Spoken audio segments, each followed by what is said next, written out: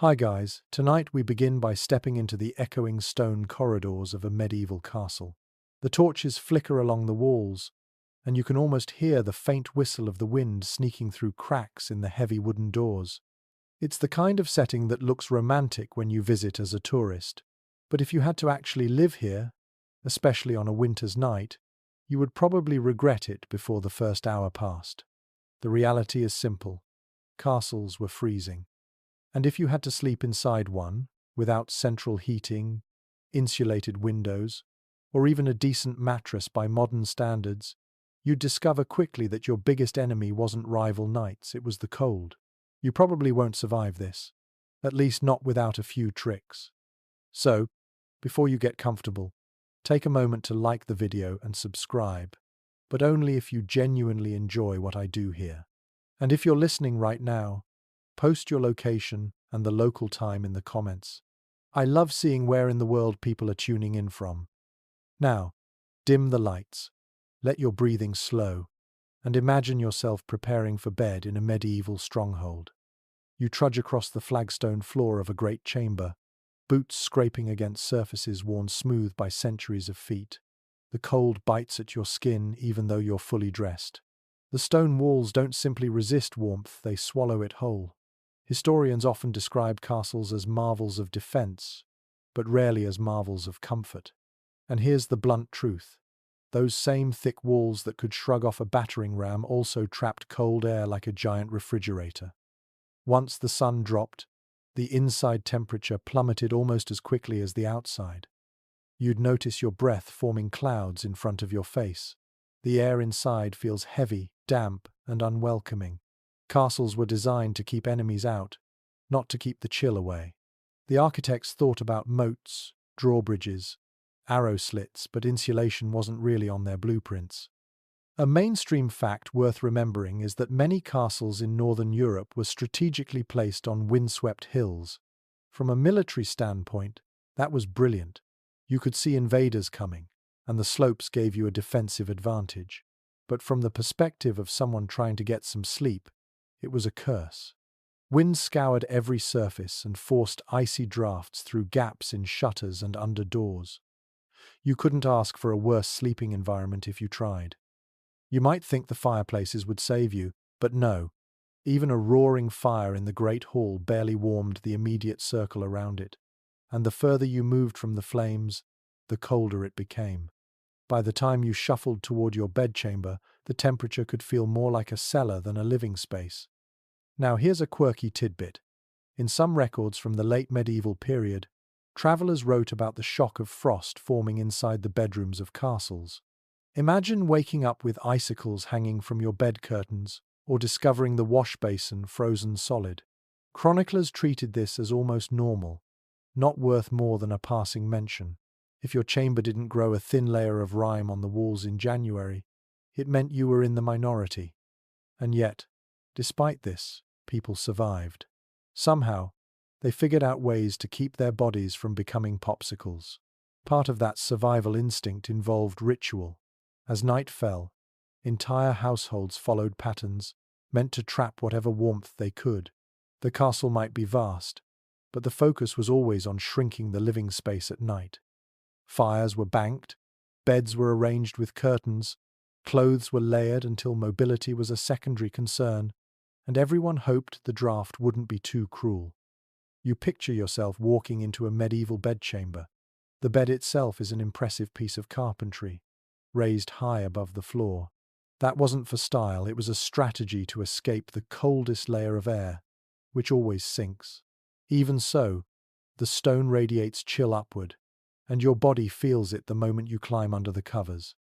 Historians still argue whether castles truly became more comfortable as centuries passed, or whether the myths of cozy, noble life were exaggerated by later storytellers.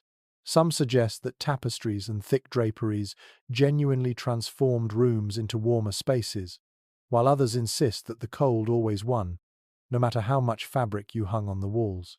The truth probably lies in the middle. Things improved somewhat, but never to the level of real comfort. You lie back in this imagined bed, the wooden frame creaking as straw-stuffed bedding rustles beneath you. Outside, The wind moans against the battlements. The only light is from a small oil lamp guttering near the bedside, and even that feels like it struggles to stay alive. Your toes already begin to ache with the sharp cold, even though you're still wrapped in your daytime clothes. And then the sounds of a castle night filter in.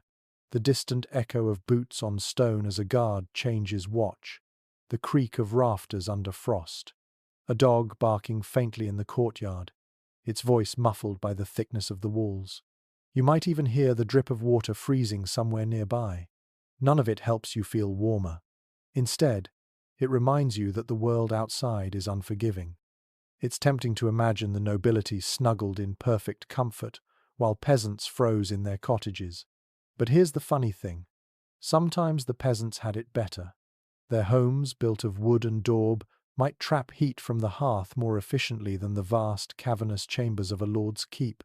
A single fire in a small hut could keep an entire family decently warm. Meanwhile, you, a noble in a castle, could shiver in a stone box so large that even 5 roaring fireplaces wouldn't make a dent. That irony wasn't lost on contemporaries. A few surviving letters from clerics and noble visitors remark on the difficulty of getting restful sleep in castles during the winter. They describe the beds as grand but the nights as bitter. Some even advise travelers to pack extra cloaks, not for show but for survival. As you continue picturing yourself lying there, you begin to appreciate the ingenuity it must have taken just to get through the night. You didn't simply crawl under a blanket and hope for the best. You layered fabrics, stacked furs, pulled curtains tight, and sometimes even shared your bed with companions, human or otherwise.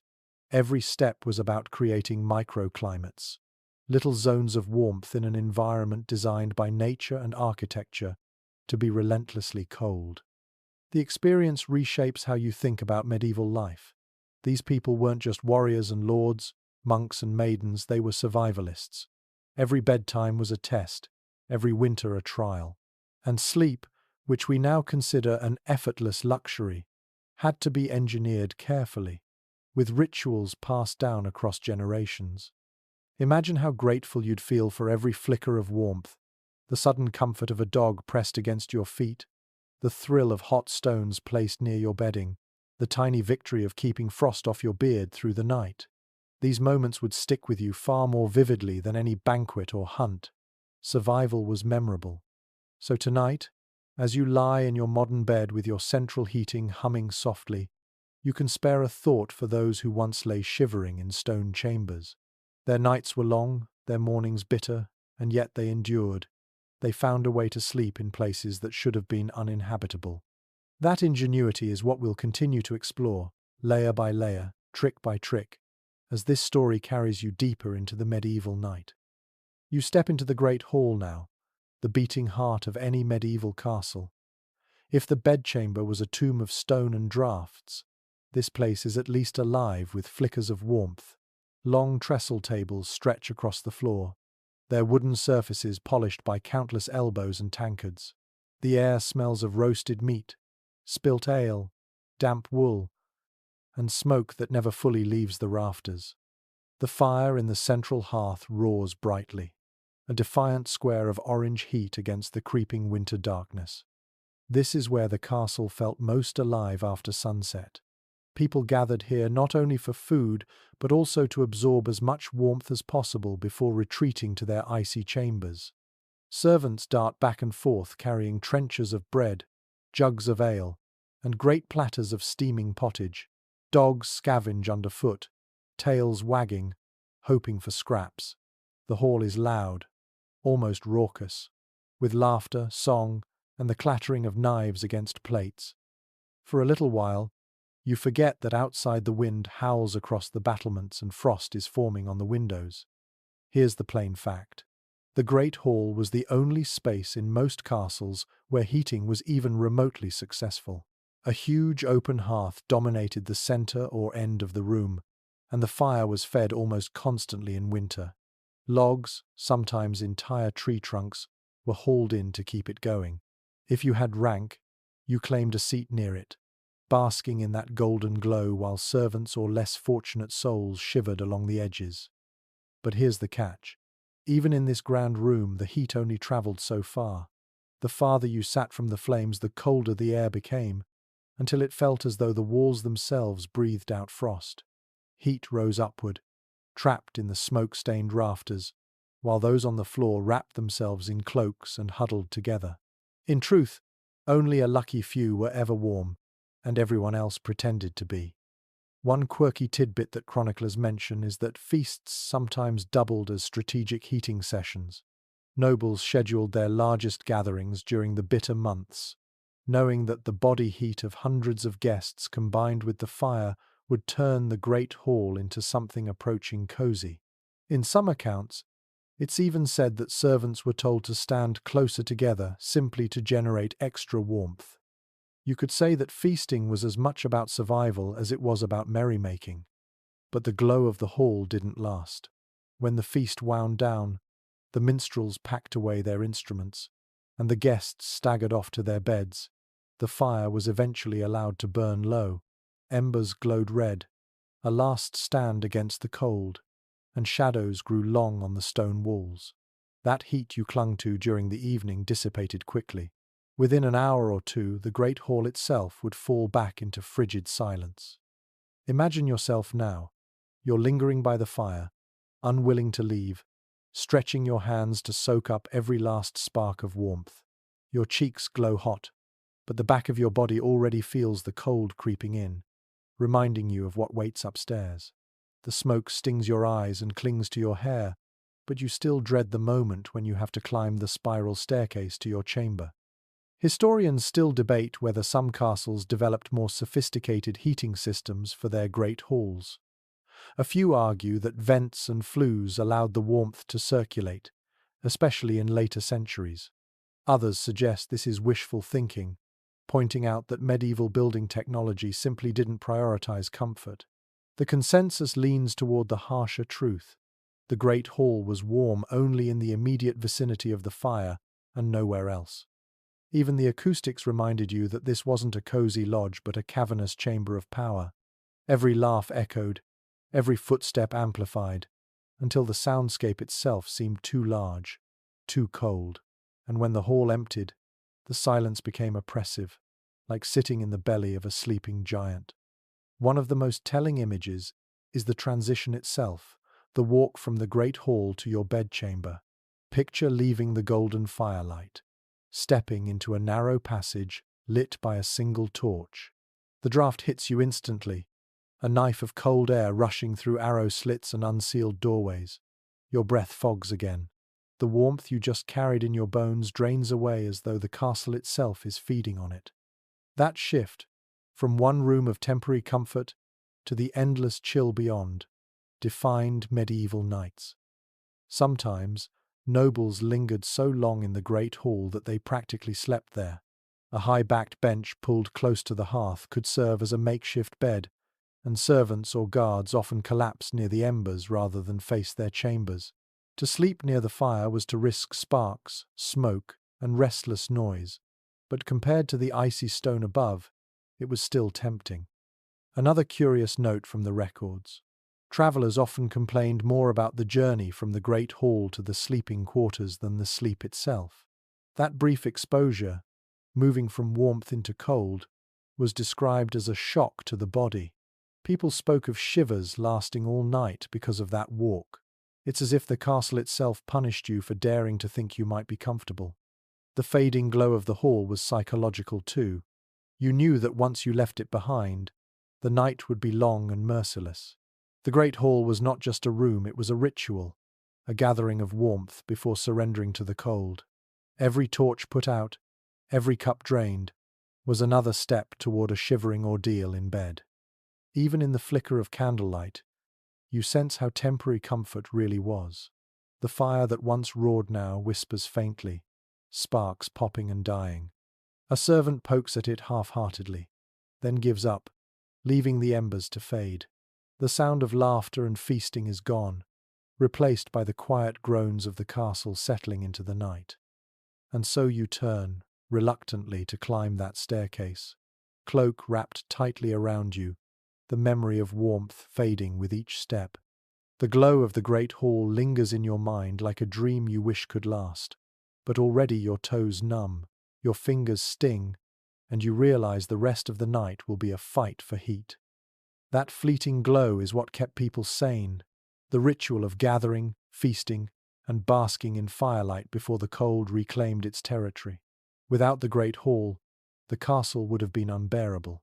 With it, people at least had a chance to remember what warmth felt like, if only for a few hours. You climb higher into the keep now, away from the fading glow of the great hall, and the air changes immediately. The warmth of the fire is gone, replaced by a damp cold that clings to your bones. The walls are thick, thicker than anything you've seen in modern houses, sometimes 12 feet of stone separating you from the outside world. At first, that sounds like protection. But here's the irony. Those very walls that stopped arrows and siege engines also trapped the chill inside. If you've ever stepped into a basement in winter, you know the sensation. The stone holds the temperature like a memory, radiating cold even when the outside air warms briefly. Medieval builders understood strength and permanence, but not comfort, and so the walls became paradoxical. Fortresses against men, but not against the weather. One fact historians agree on is that castles rarely warmed beyond a narrow radius around the hearth. A fire blazed, smoke curled upward, but step just 10 feet away, and you were already in an icebox again. Written accounts from the 13th and 14th centuries describe noble families sitting directly in front of the flames, cloaks pulled over their heads, while behind them servants stamped their feet to keep circulation going. The fire created a bubble of tolerable heat, but the stone around it refused to yield. Now, a curious note from travelers' journals. Some complained that the walls themselves sweated. Moisture condensed on the cold stone and ran down in streaks, making chambers damp and unpleasant. Imagine lying in bed and hearing tiny drips hitting the floor beside you all night long. Not exactly the lullaby you wanted. In some seasons, moss even grew on the interior surfaces. So yes, you lived inside a castle, but at times it resembled more of a cave. Modern scholars still wrestle with the question of whether tapestries and hangings really made much difference. We picture grand walls lined with richly woven cloth, but did those thick fabrics truly insulate the room, or did they merely decorate? Some researchers argue they cut drafts noticeably, creating pockets of warmth behind the drapery. Others think this was exaggerated in later romanticized depictions, pointing out that even the richest cloth couldn't compete with freezing air filtering through unglazed windows and door cracks. The debate lingers, unresolved, but it tells you one thing clearly. People were desperate enough to try almost anything. So picture it now. You enter a bedchamber in late January. The fire in the hearth is small, perhaps already guttering. The walls rise like cliffs around you, their surface slick with condensation. Even wrapped in layers of wool, you shiver. The bed stands proud in the center, heavy curtains drawn around it. Behind those curtains, the air might be a few degrees warmer, a little cocoon carved out of the cold, but outside them, the chamber feels like a stone tomb. The psychological effect was just as severe. People wrote about dreading the cold more than hunger or even illness. At least hunger and illness passed eventually. The cold was relentless every single night of the winter season. When you lived in a castle, you couldn't escape it. That sense of imprisonment in your own home left its mark. You imagine lying there, pulling the coverlet tight, listening to the hiss of wind sneaking through arrow slits. Your ears burn with cold, your fingers stiffen. Even your dreams, when they come, are haunted by images of ice and fire. The stone walls surround you not like a protective shield, but like a refrigerator that never switches off. And here's where your perspective shifts. Castles weren't glamorous in daily life. They were survival machines, yes, but they made you pay a price for that protection. Comfort was sacrificed for security. And every winter's night reminded you that stone might keep you safe from arrows, but it would never keep you warm. The more you think about it, the clearer it becomes. Sleeping in a medieval castle was less about resting peacefully and more about staging a small war against the environment. The enemy was invisible but merciless, And the battlefield was always the same. Your chamber, your bed, your body. You shuffle across the chamber floor, and instead of carpets or polished wood, your boots crunch against something far humbler, rushes strewn across the stone. These weren't just decoration. They were a practical attempt to soften the cold underfoot, soak up spills, and, most importantly, act as a crude form of insulation. Documents from the later Middle Ages describe how households renewed the rushes a few times each year, layering them thick in noble halls and chambers. When freshly laid, they smelled faintly of the outdoors, grassy, earthy, almost pleasant. For a little while, you might feel as though a part of summer had been carried inside. The plants added padding, muffled footsteps, and helped hold in what little warmth could be trapped near the ground. But the charm didn't last. Over time, the rushes grew foul. Food scraps, spilled ale, and stray bones from the feast lodged themselves within. Mice and insects treated the floor as their playground. If you're picturing a cozy, natural carpet, think again. By the end of winter, the rushes could be so filthy that one French moralist complained it was like sleeping in a midden. What strikes you as fascinating is how these rushes worked double duty. Yes, they trapped a thin layer of warmth, but they also absorbed moisture from the damp stone. In a castle where condensation dripped constantly from the walls, this mattered. Otherwise, every step would have been across slick stone and puddles of freezing water. A peculiar aside appears in some English household accounts. Herbs such as lavender, rosemary, or meadowsweet were sometimes sprinkled among the rushes.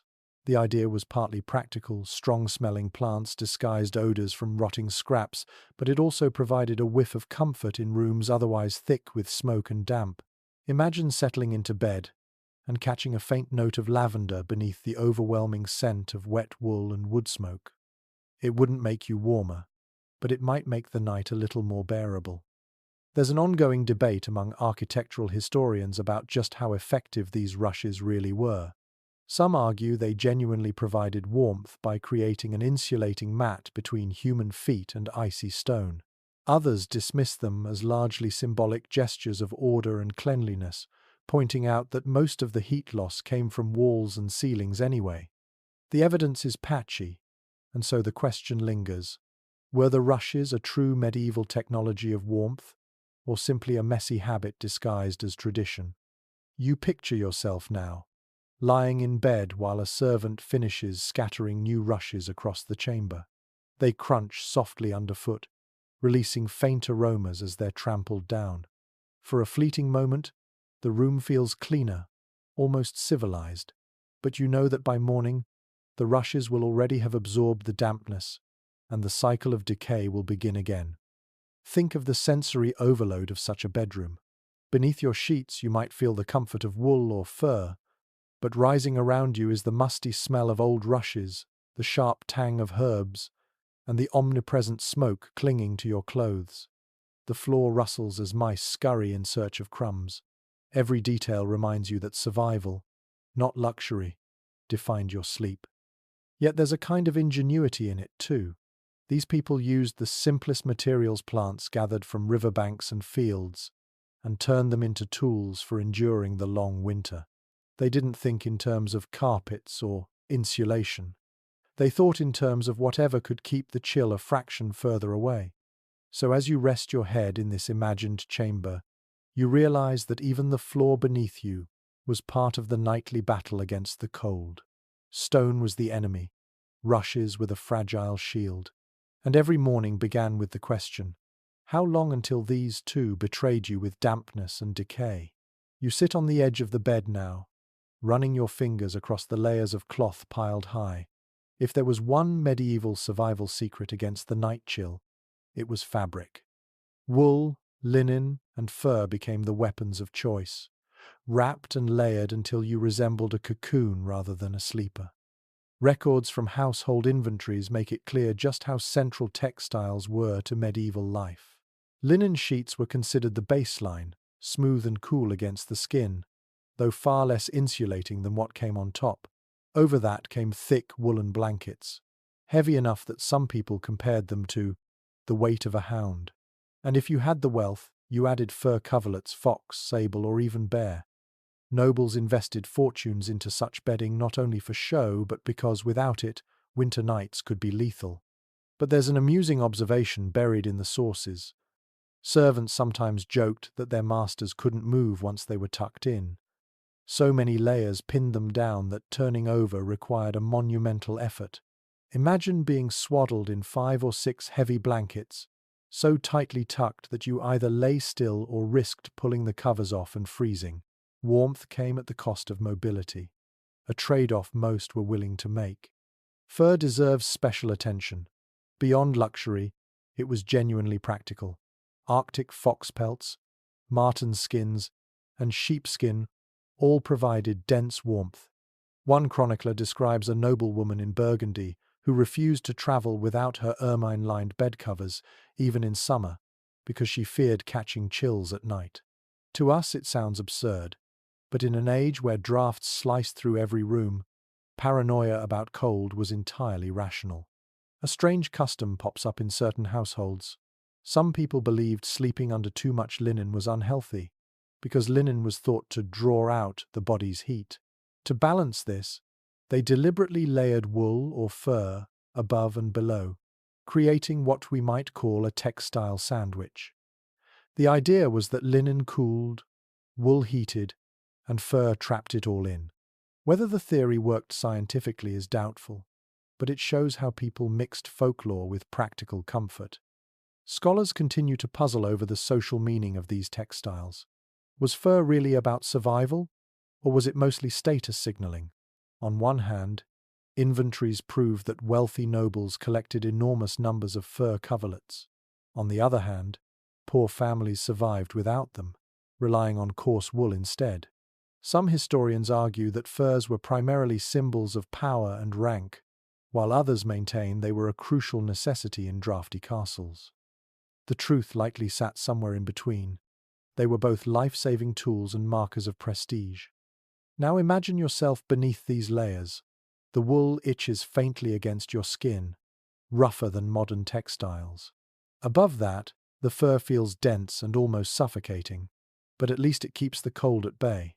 The blankets press you into the straw mattress with their sheer weight. You shift, but only slightly. Any bigger movement would invite icy air into the cocoon. Your breath warms the space around your face, while the rest of you relies entirely on the barrier of cloth. The silence of the room amplifies every sensation: the rustle of linen, the coarse scratch of wool, the faint musky odor of animal pelts. There's something intimate and primal about it. You are wrapped in the skins and fibers of the natural world, every thread and hair a reminder that survival depends on turning the environment itself into armor. And in that thought lies the essence of medieval sleep. To rest was to build a fortress inside a fortress, not with battlements and moats, but with sheets and furs. Each night you barricaded yourself against the cold with whatever textiles you could muster. Without them, even the most magnificent castle chamber would feel like the inside of a crypt. So as you lie there in this imagined cocoon, you begin to understand the nightly ritual. Gather layers, weigh yourself down, and hope they hold until morning. The cold might rattle the shutters, creep through the stones and swirl around your bed, but inside the fortress of fabric, you stood a fighting chance. The bed itself was more than a piece of furniture. It was a machine designed to create a small, livable climate inside an otherwise hostile room. When you draw back the heavy curtains of a medieval four-poster, you aren't just peeking into someone's private sleeping space. You're stepping into a micro-world built for survival. Detailed inventories from noble households show how important these great beds were. Unlike the simple pallets of peasants, these frames rose off the ground, tall as a person, carved from oak or walnut. The posts stood like pillars, often ornately decorated, and stretched upward to support a canopy. That canopy wasn't only decorative, it was practical. By draping curtains down the sides, you trapped your own body heat inside. It turned an icy chamber into something faintly resembling warmth. Think of it like a medieval tent inside your bedroom. Once the curtains were closed, the difference could be dramatic. The heat from your breath, from your body, from the thick bedding, all collected within. In a drafty room where the temperature might hover just above freezing, those extra few degrees could mean the difference between a miserable night and something tolerable. There's an oft-cited record from a French duchess who travelled with her bed dismantled and packed on carts. Why go to that trouble? Because the bed wasn't just furniture, it was life support. To sleep in an unfamiliar castle or abbey without your own canopy and curtains was to risk shivering all night long. A curious detail crops up in some English sources. The curtains themselves were sometimes waxed or lined with oiled cloth to block drafts more effectively. Imagine pulling those curtains closed, the fabric heavy, faintly smelling of beeswax or resin.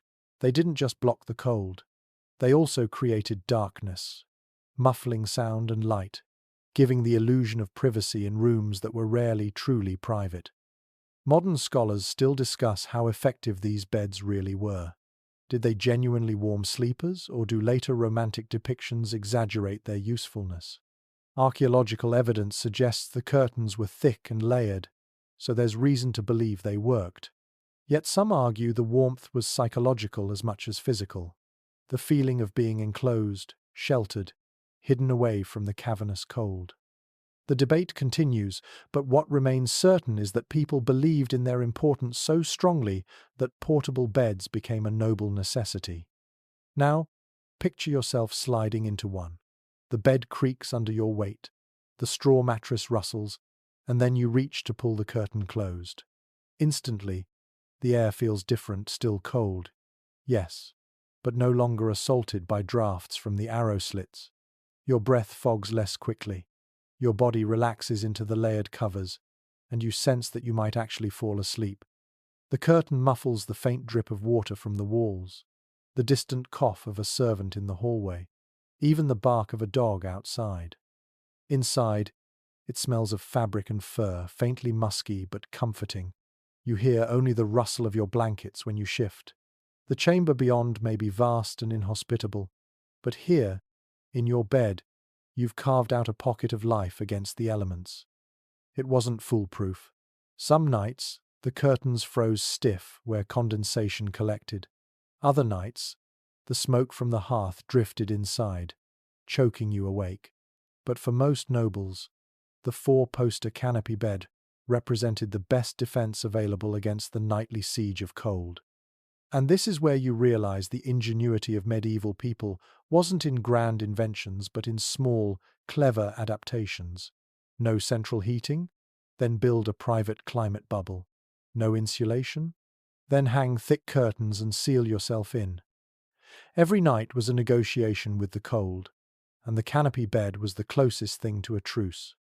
Imagine lying there now, your eyelids heavy, the world beyond the curtain fading into silence. The chamber is still cold, the castle still drafty, but you've made a space where survival feels possible. You drift towards sleep not because the night has grown warmer, but because you've managed, through fabric and wood, to outwit it just enough. Beneath all those blankets and curtains, the foundation of your night's rest was still the mattress itself. What lay under you could determine whether you passed the night in some level of comfort, or whether you woke aching, frozen, and cranky. In the Middle Ages, bedding came in many forms, but two stood out: the feather bed and the straw tick. The feather bed was the luxury choice. Imagine sinking into a sack stuffed with goose or duck feathers, soft and pliable, cradling your body with warmth. Inventories from noble estates often list multiple feather beds, carefully stored and moved with the household whenever the lord travelled. A well-stuffed feather mattress could be so thick that one sat nearly a foot above the bed frame, a bouncy cushion in an otherwise unforgiving chamber. Families prized them, guarded them, and passed them down as treasured possessions. They weren't simply comfortable, they were symbols of status. But here's a twist. Feather beds could also become suffocatingly hot, trapping body heat until sleepers woke drenched in sweat, even in winter. One amusing complaint survives from a 15th century letter where a guest moaned that his host's bed swallowed him like a goose in a pot. Too many feathers meant you sank too deep, and instead of gently cushioned sleep, You spent the night struggling to crawl back to the surface. For most people, though, the reality was a straw tick, a large sack filled with straw, hay, or reeds, stuffed until it formed a crude mattress. Peasants used them, soldiers used them, and even castles filled their lesser chambers with them.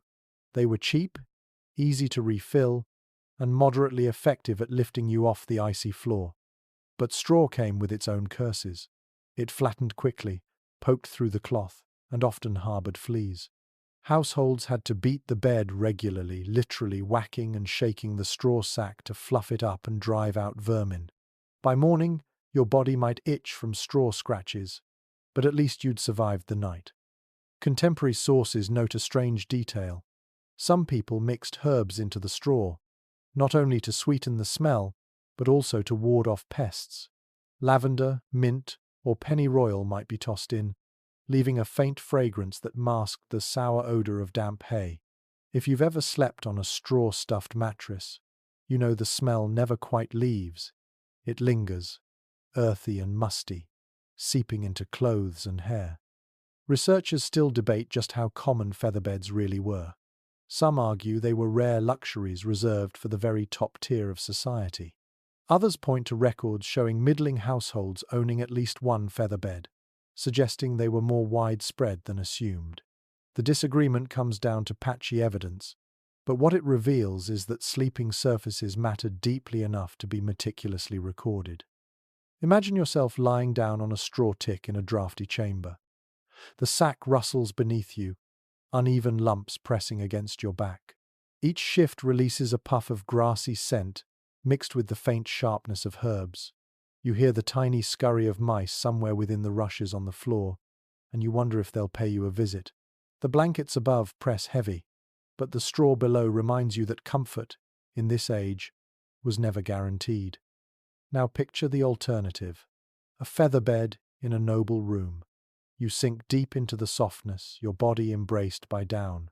It feels heavenly until the warmth grows stifling, the feathers shift, and you roll into a hollow that cradles you a little too tightly.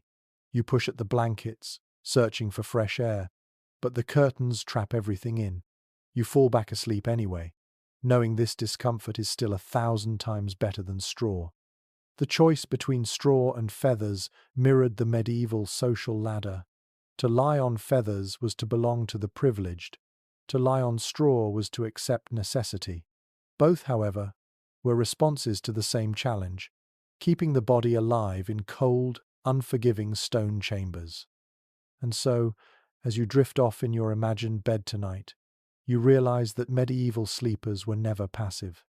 Every mattress, whether humble or grand, represented effort, adaptation, and a small victory over the cold. You didn't just collapse into bed, you made a strategic decision: sink into feathers or endure straw, all in the hope of surviving until dawn.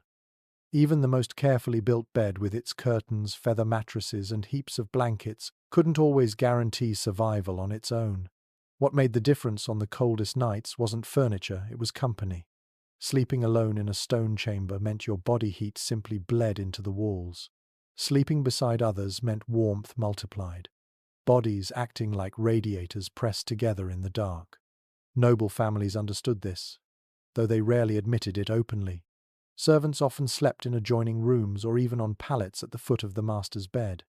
The arrangement wasn't only about service or security, it was also practical. More people in a space meant higher temperatures, even if only by a few precious degrees. You might not notice the warmth at first, but come midnight, when frost gathered on the inside of the shutters, every extra body counted. Accounts from medieval monasteries reveal that monks slept in long rows, their cots or straw beds side by side in drafty dormitories. The reasoning wasn't solely communal discipline, it was also survival. In those crowded quarters, body heat created a layer of insulation, however thin. The same principle applied in barracks, where soldiers huddled in rows, cloaks pulled tight, trusting that together they'd resist the chill better than alone. A curious anecdote comes from a 14th century English manor. One nobleman's will specifically ordered that his favourite squire be granted a place near his lord's chamber fire at night. Scholars interpret this not only as a mark of favour, but as an admission that the warmth of companionship was as valuable as inheritance. To be invited to share a bed or chamber was not merely intimacy, it was a privilege of warmth. There was, of course, another layer to the practice. Animals. Dogs in particular became literal heaters. The phrase, a three-dog night, may come from much later folklore, but the idea is rooted in reality. Medieval people often allowed hounds into the bed, not only for companionship, but because the animals radiated heat. A couple of large mastiffs curled at your feet might mean the difference between numb toes and comfort. Travellers even recorded that in some inns, guests slept packed together with dogs, goats, or even sheep beside them. The smell was intense, but warmth trumped fragrance. Scholarly debate continues over just how socially acceptable bed-sharing was among nobles. Some argue it was routine lords with trusted companions, ladies with maids, travellers with strangers. Others insist that among the elite, such intimacy was limited and carefully controlled, with servants relegated to nearby pallets rather than inside the bed itself. What is clear, however, is that in lower classes, bed-sharing was normal. Families piled together, parents, children, and often grandparents, forming a tangle of limbs under a single heap of blankets. Privacy meant little when survival was at stake.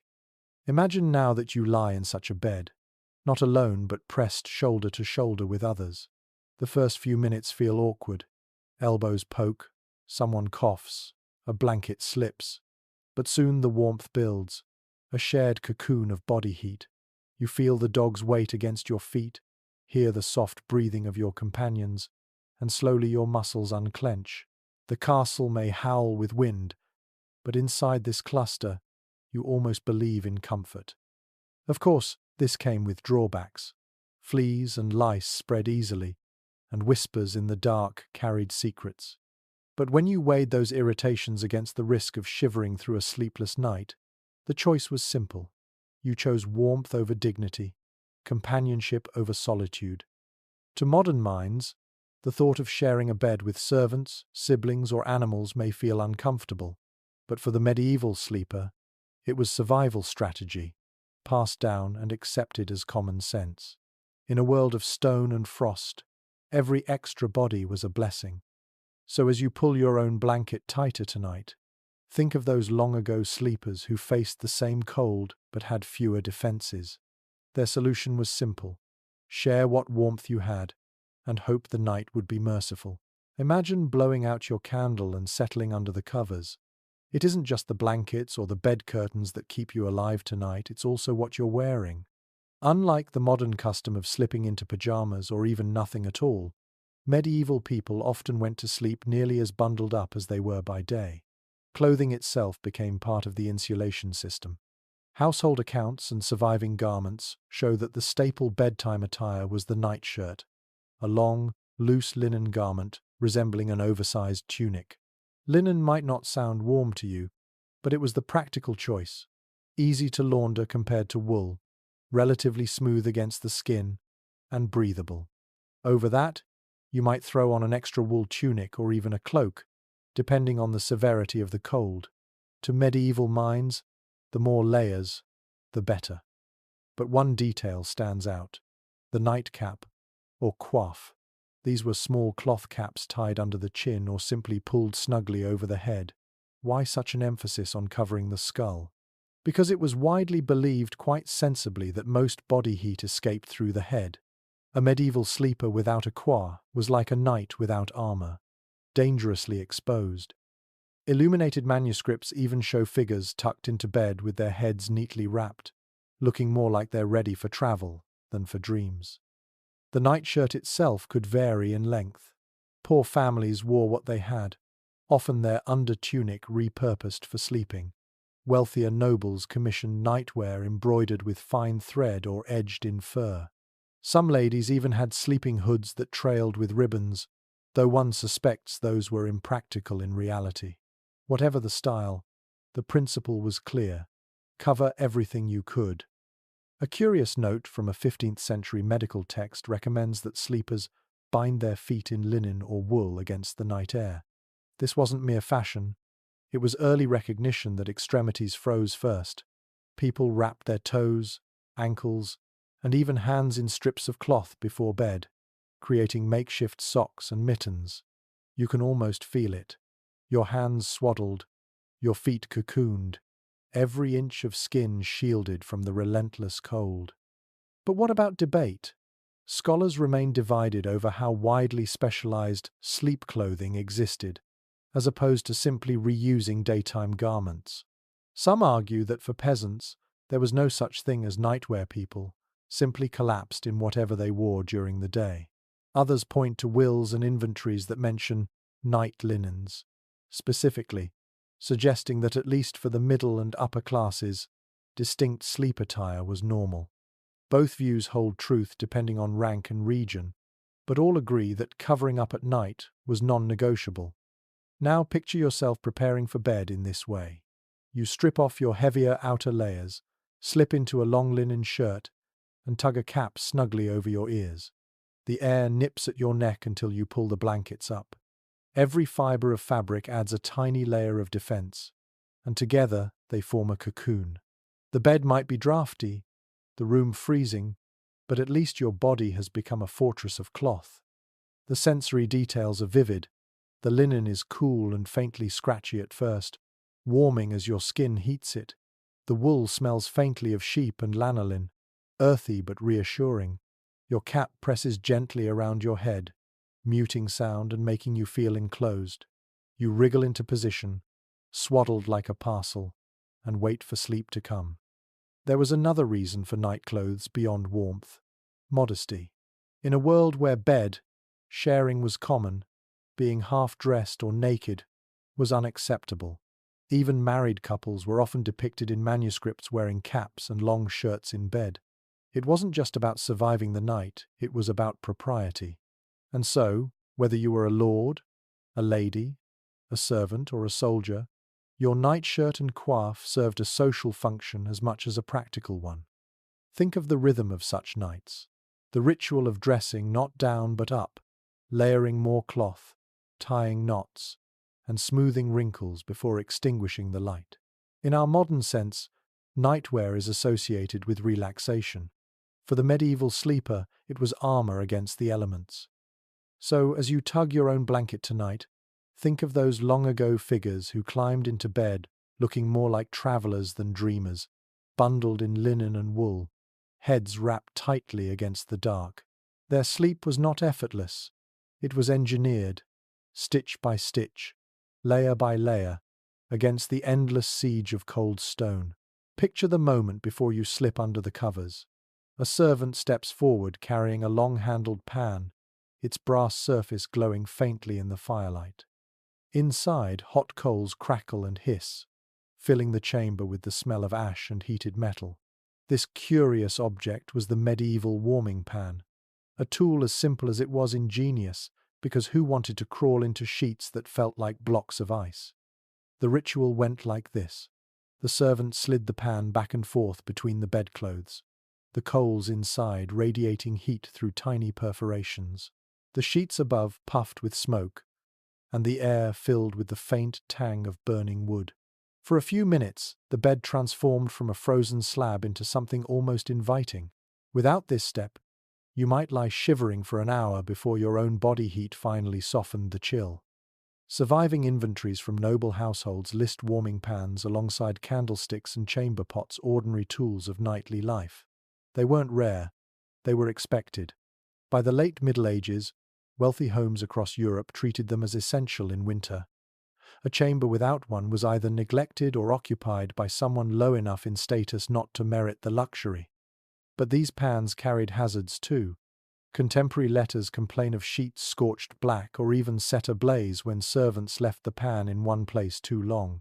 Imagine sliding into bed only to discover a smoking hole where your linen should be. There are stories half comical, half tragic of noblemen springing from bed in the middle of the night because sparks from a warming pan had caught the blankets. In a wooden-roofed chamber full of dry rushes, such accidents were no small matter. One particularly odd account from Italy describes sprinkling aromatic herbs directly onto the coals before warming the bed. The smoke left behind was thought to purify the air and ward off disease. You can almost smell it now. Lavender and rosemary mingling with the sharp tang of embers clinging to the fabric as you finally climbed beneath it. The belief combined practicality with superstition, a nightly battle against both cold and invisible illnesses. Specialists in medieval domestic life still discuss how widespread warming pans truly were. Some argue they were confined mainly to high-status households, too expensive and risky for common folk. Others counter that simpler versions, such as clay pots filled with embers wrapped in cloth, were common among middling families. The truth is elusive, because such humble items rarely survived. What's clear, however, is that some method of preheating the bed existed across society, even if the form varied. Now imagine yourself watching the process in your chamber. The servant draws the pan steadily across the sheets, steam rising faintly as dampness evaporates. When the pan is withdrawn, the air under the covers is unexpectedly warm, almost startling after the bitter cold of the room. You slide inside quickly, trying to trap that heat before it escapes. For a few minutes, the cocoon feels blissful, as if you've stolen a pocket of summer in the heart of winter. But it doesn't last. The warmth fades rapidly, replaced once more by the relentless chill of the castle walls. The trick was never about keeping you comfortable all night. It was about making the first moments of sleep bearable. Once your body relaxed, once exhaustion overcame the shivering, you were more likely to drift into slumber and let your own heat do the rest. The warming pan was a symbol of compromise, never enough to solve the cold entirely, but enough to buy you a start. In a way, it was like striking a bargain with the night. Give me a few minutes of comfort, and I'll endure the rest. As you imagine yourself lying there, drifting off with the faint scent of embers still clinging to your sheets, you realize just how ritualized medieval sleep really was.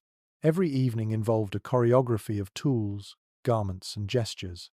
The warming pan wasn't a luxury for show, it was part of the survival kit, and without it, many nights would have begun in misery rather than rest. You stir in your imagined bed, tugging the heavy blankets closer, when suddenly you feel a weight press against your legs. A warm, solid shape curls into the crook of your knees, sighs contentedly, and settles down for the night. It isn't another person, it's a dog, or perhaps two, maybe even three, if you were lucky. The practice of letting animals share the bed was far from unusual. Dogs especially were not just guardians of property or hunting companions, they were heaters. Their thick coats radiated warmth, and their loyalty meant they would stay near their masters through the long hours of the dark. A castle chamber that felt like an ice cave could become significantly more bearable with a few hounds snuggled up at your feet. Wills and household records from the later Middle Ages occasionally mention small lapdogs gifted to noble women, not only for companionship but for warmth in bed. These comfort dogs, as we might call them now, were pampered creatures, brushed and perfumed, but their most important role was to chase away the chill of winter nights. Larger breeds, meanwhile, stretched out like furry logs across the bottom of the bed, protecting toes from frostbite. There is even a curious reference from Scandinavia describing how travelers in winter inns often requested to sleep in stalls with animals rather than in the unheated guest rooms. Horses, cattle, and sheep produced so much heat that sleeping near them was preferable to a lonely bed in stone. Imagine drifting off to the steady breathing of a cow beside you, the air heavy with the smell of hay, but your body warmed by the sheer heat of its bulk. Not glamorous, but effective. Dogs, however, carried a special intimacy. A medieval proverb in French claims that a faithful dog keeps the frost away from his master's heart. It's both literal and poetic. The animal's warmth sustained the body, while its presence soothed the spirit in lonely, draughty castles. Scholars remain divided on how universal this practice was. Some maintain that allowing animals in noble beds was frowned upon in formal households, relegated to private indulgence rather than open custom. Others argue the evidence suggests it was widespread, especially in rural or frontier castles, where survival mattered more than etiquette. The debate circles around whether the image of a lady sleeping with a lapdog is romantic exaggeration or practical truth. Now picture the scene vividly. You lie swaddled in your linen nightshirt and wool blankets, the curtains of the bed drawn tight. Outside, the wind shrieks along the battlements. Your toes ache with cold until, suddenly, you feel the warmth of a hound pressed against them.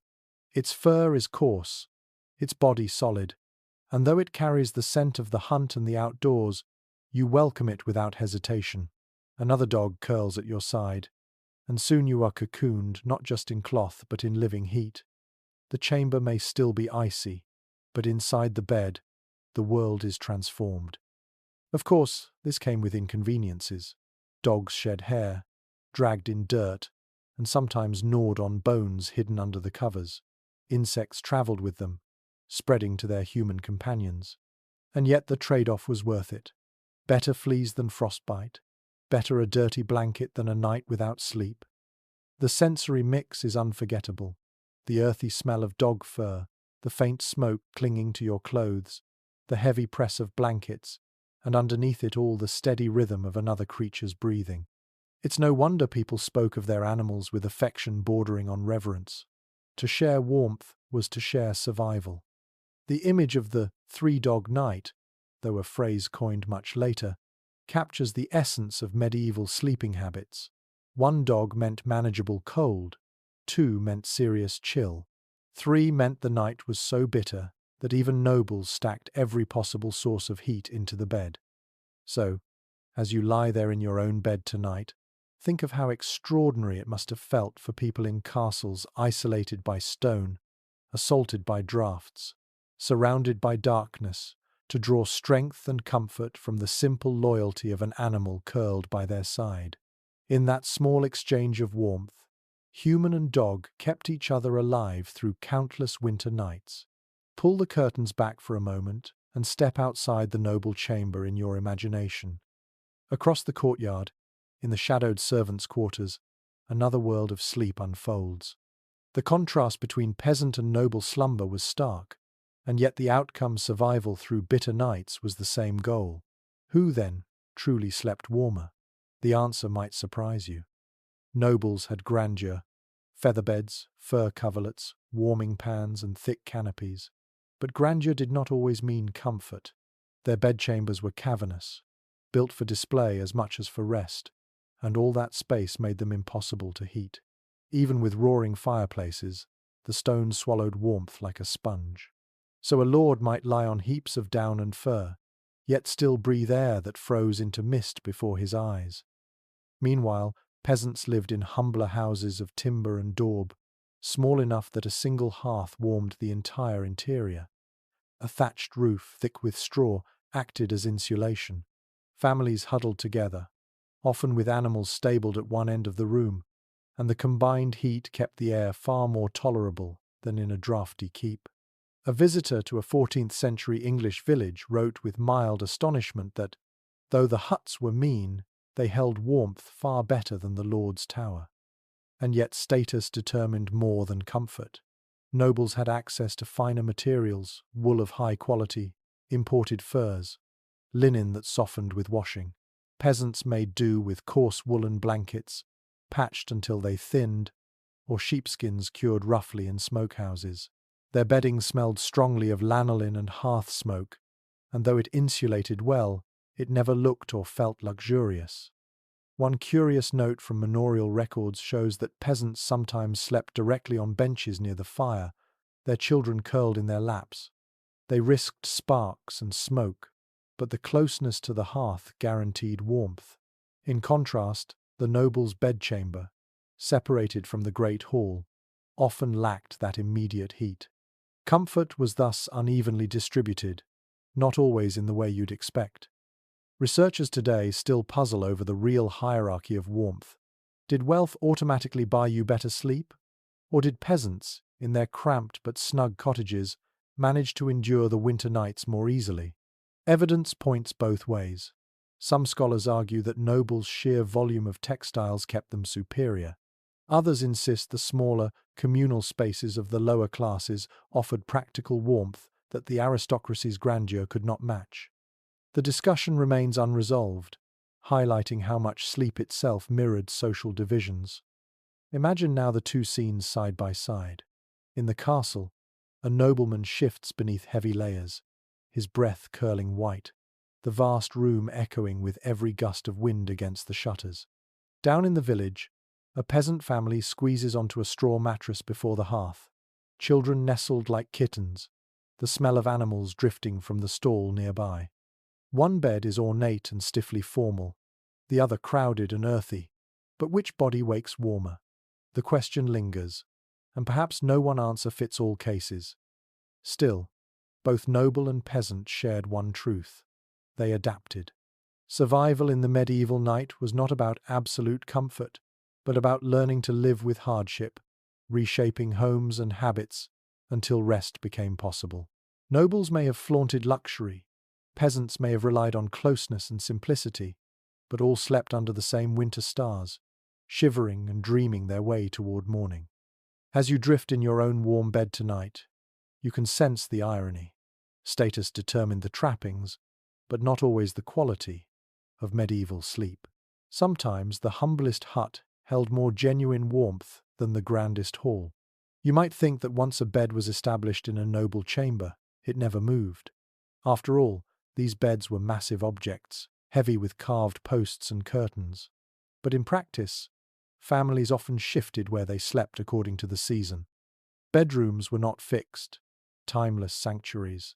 They were flexible spaces, chosen for their relationship to sunlight, fire, and wind. In other words, you chased the sun in winter and fled it in summer. Documents from noble estates reveal this habit plainly. Some castles had winter chambers and summer chambers, not because people wanted a change of scenery, but because the physics of warmth demanded it. In cold months, families moved into rooms with southern exposure, where the weak sun struck through the windows for a few precious hours each day. The walls there stored a little more heat, the air felt a little less hostile, and waking up wasn't quite so brutal. Come summer, they abandoned those sunlit spaces and retreated into north-facing rooms, darker and cooler. There is a well-documented example in the accounts of Edward IV's household, where entire beds and furnishings were moved seasonally.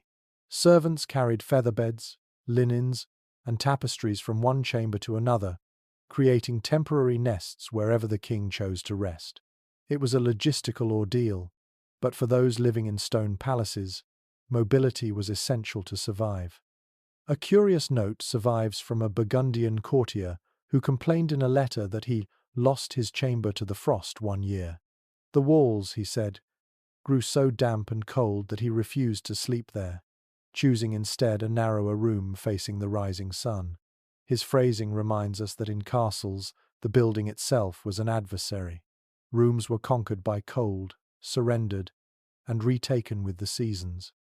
Archaeologists and architectural historians still debate whether every castle truly offered multiple seasonal chambers or whether this was a luxury of the grandest estates. Some argue that the majority of castles had only a few suitable rooms for sleeping, forcing residents to endure the cold where they were. Others insist that evidence of window placements, fireplaces, and surviving records shows intentional design for seasonal living. The argument remains unresolved, but the image is persuasive. A noble family migrating within its own walls, like birds shifting nests as the weather turned. Now imagine yourself following this routine. In autumn, you begin to eye the sunlit side of the keep, knowing that soon the long nights will demand every advantage. Servants dismantle your bed, hauling frame, mattress, and hangings piece by piece. The sound of carpenters adjusting posts echoes in the new chamber, while tapestries are hammered into place to block drafts. By the time the first frost comes, you are tucked into a room that at least greets you with pale shafts of morning light. The sensory detail is vivid. You wake to the thin warmth of the sun filtering through shutters, the smell of woolen curtains freshly rehung, and the faint sound of servants sweeping rushes across the floor of your relocated chamber. The shift does not eliminate the cold, it simply manages it, turning unbearable into survivable. Peasants, too, shifted their sleeping spaces seasonally, though less formally.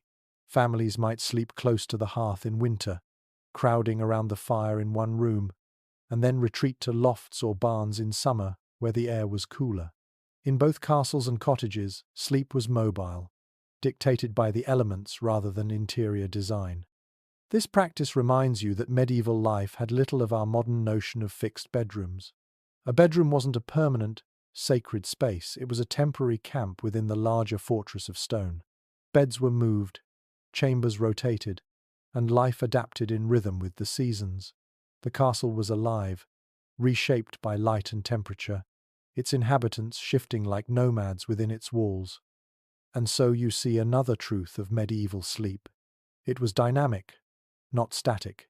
The fight against cold demanded movement, planning, and constant adjustment. You did not sleep where you wanted. You slept where the sun, the wind, and the damp permitted.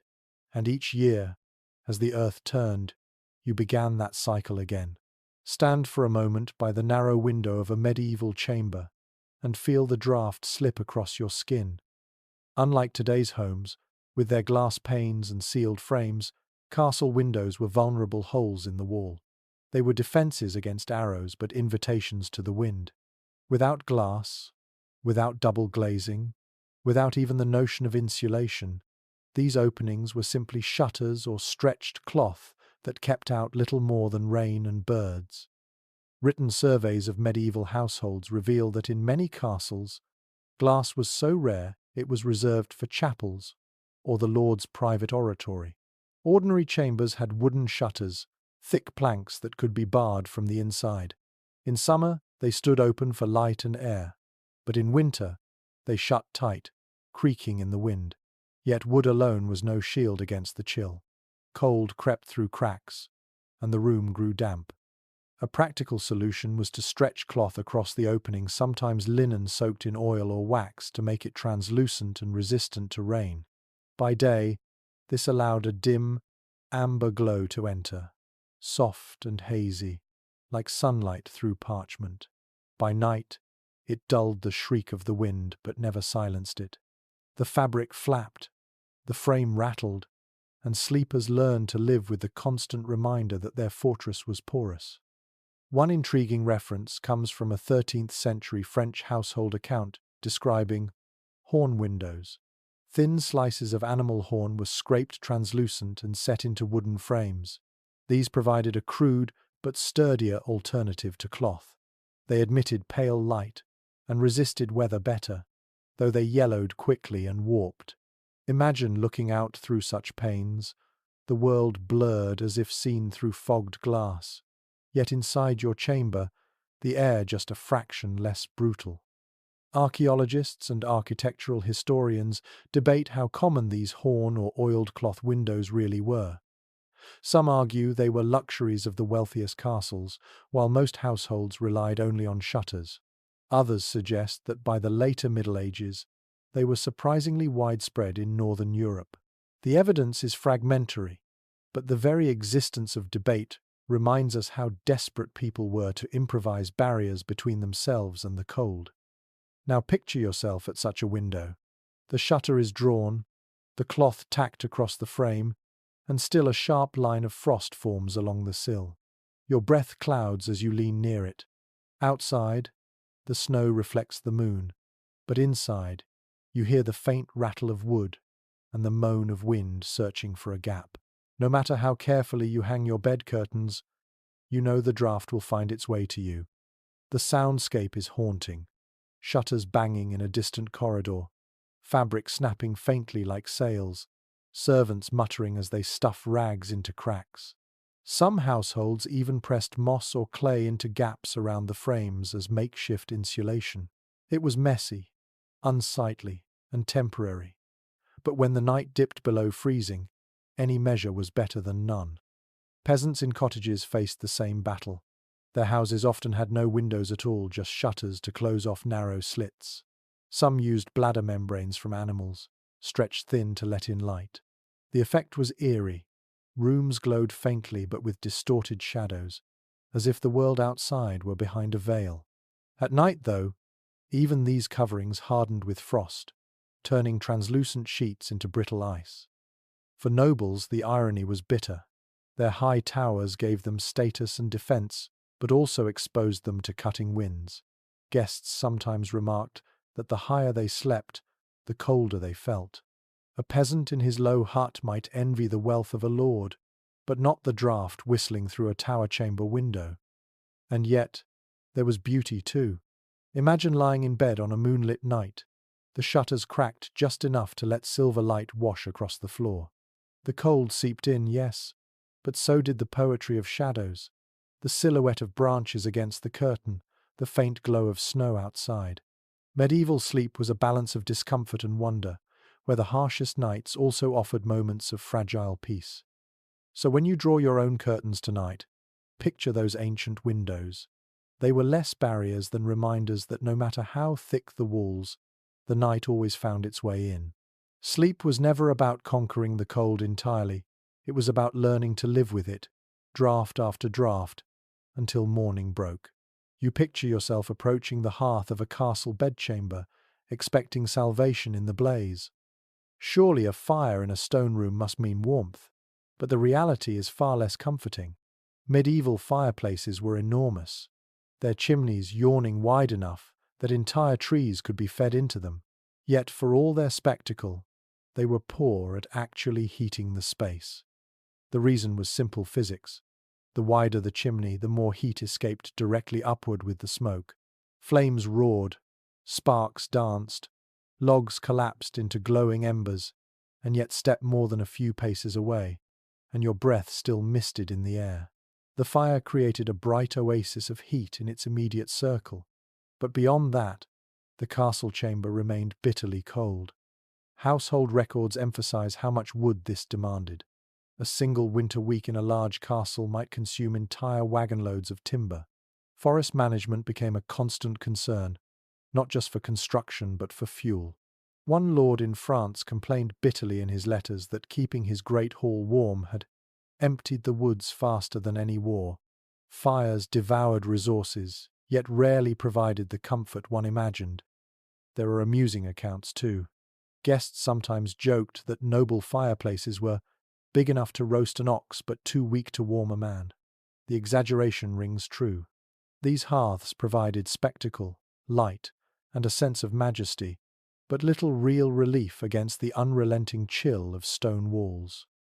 Some households experimented with placing iron firebacks behind the flames, reflecting heat into the room. Others lined hearths with tiles to store warmth a little longer, but these measures were partial solutions, tinkering against a problem too large to conquer fully. A blazing fire might keep your feet warm if you sat right in front of it, but your back remained icy, and your bed across the room might as well have been outdoors. Scholars still dispute how effective castle fireplaces truly were. Some argue they provided meaningful warmth when combined with hangings and heavy furniture, creating a layered system of heat retention.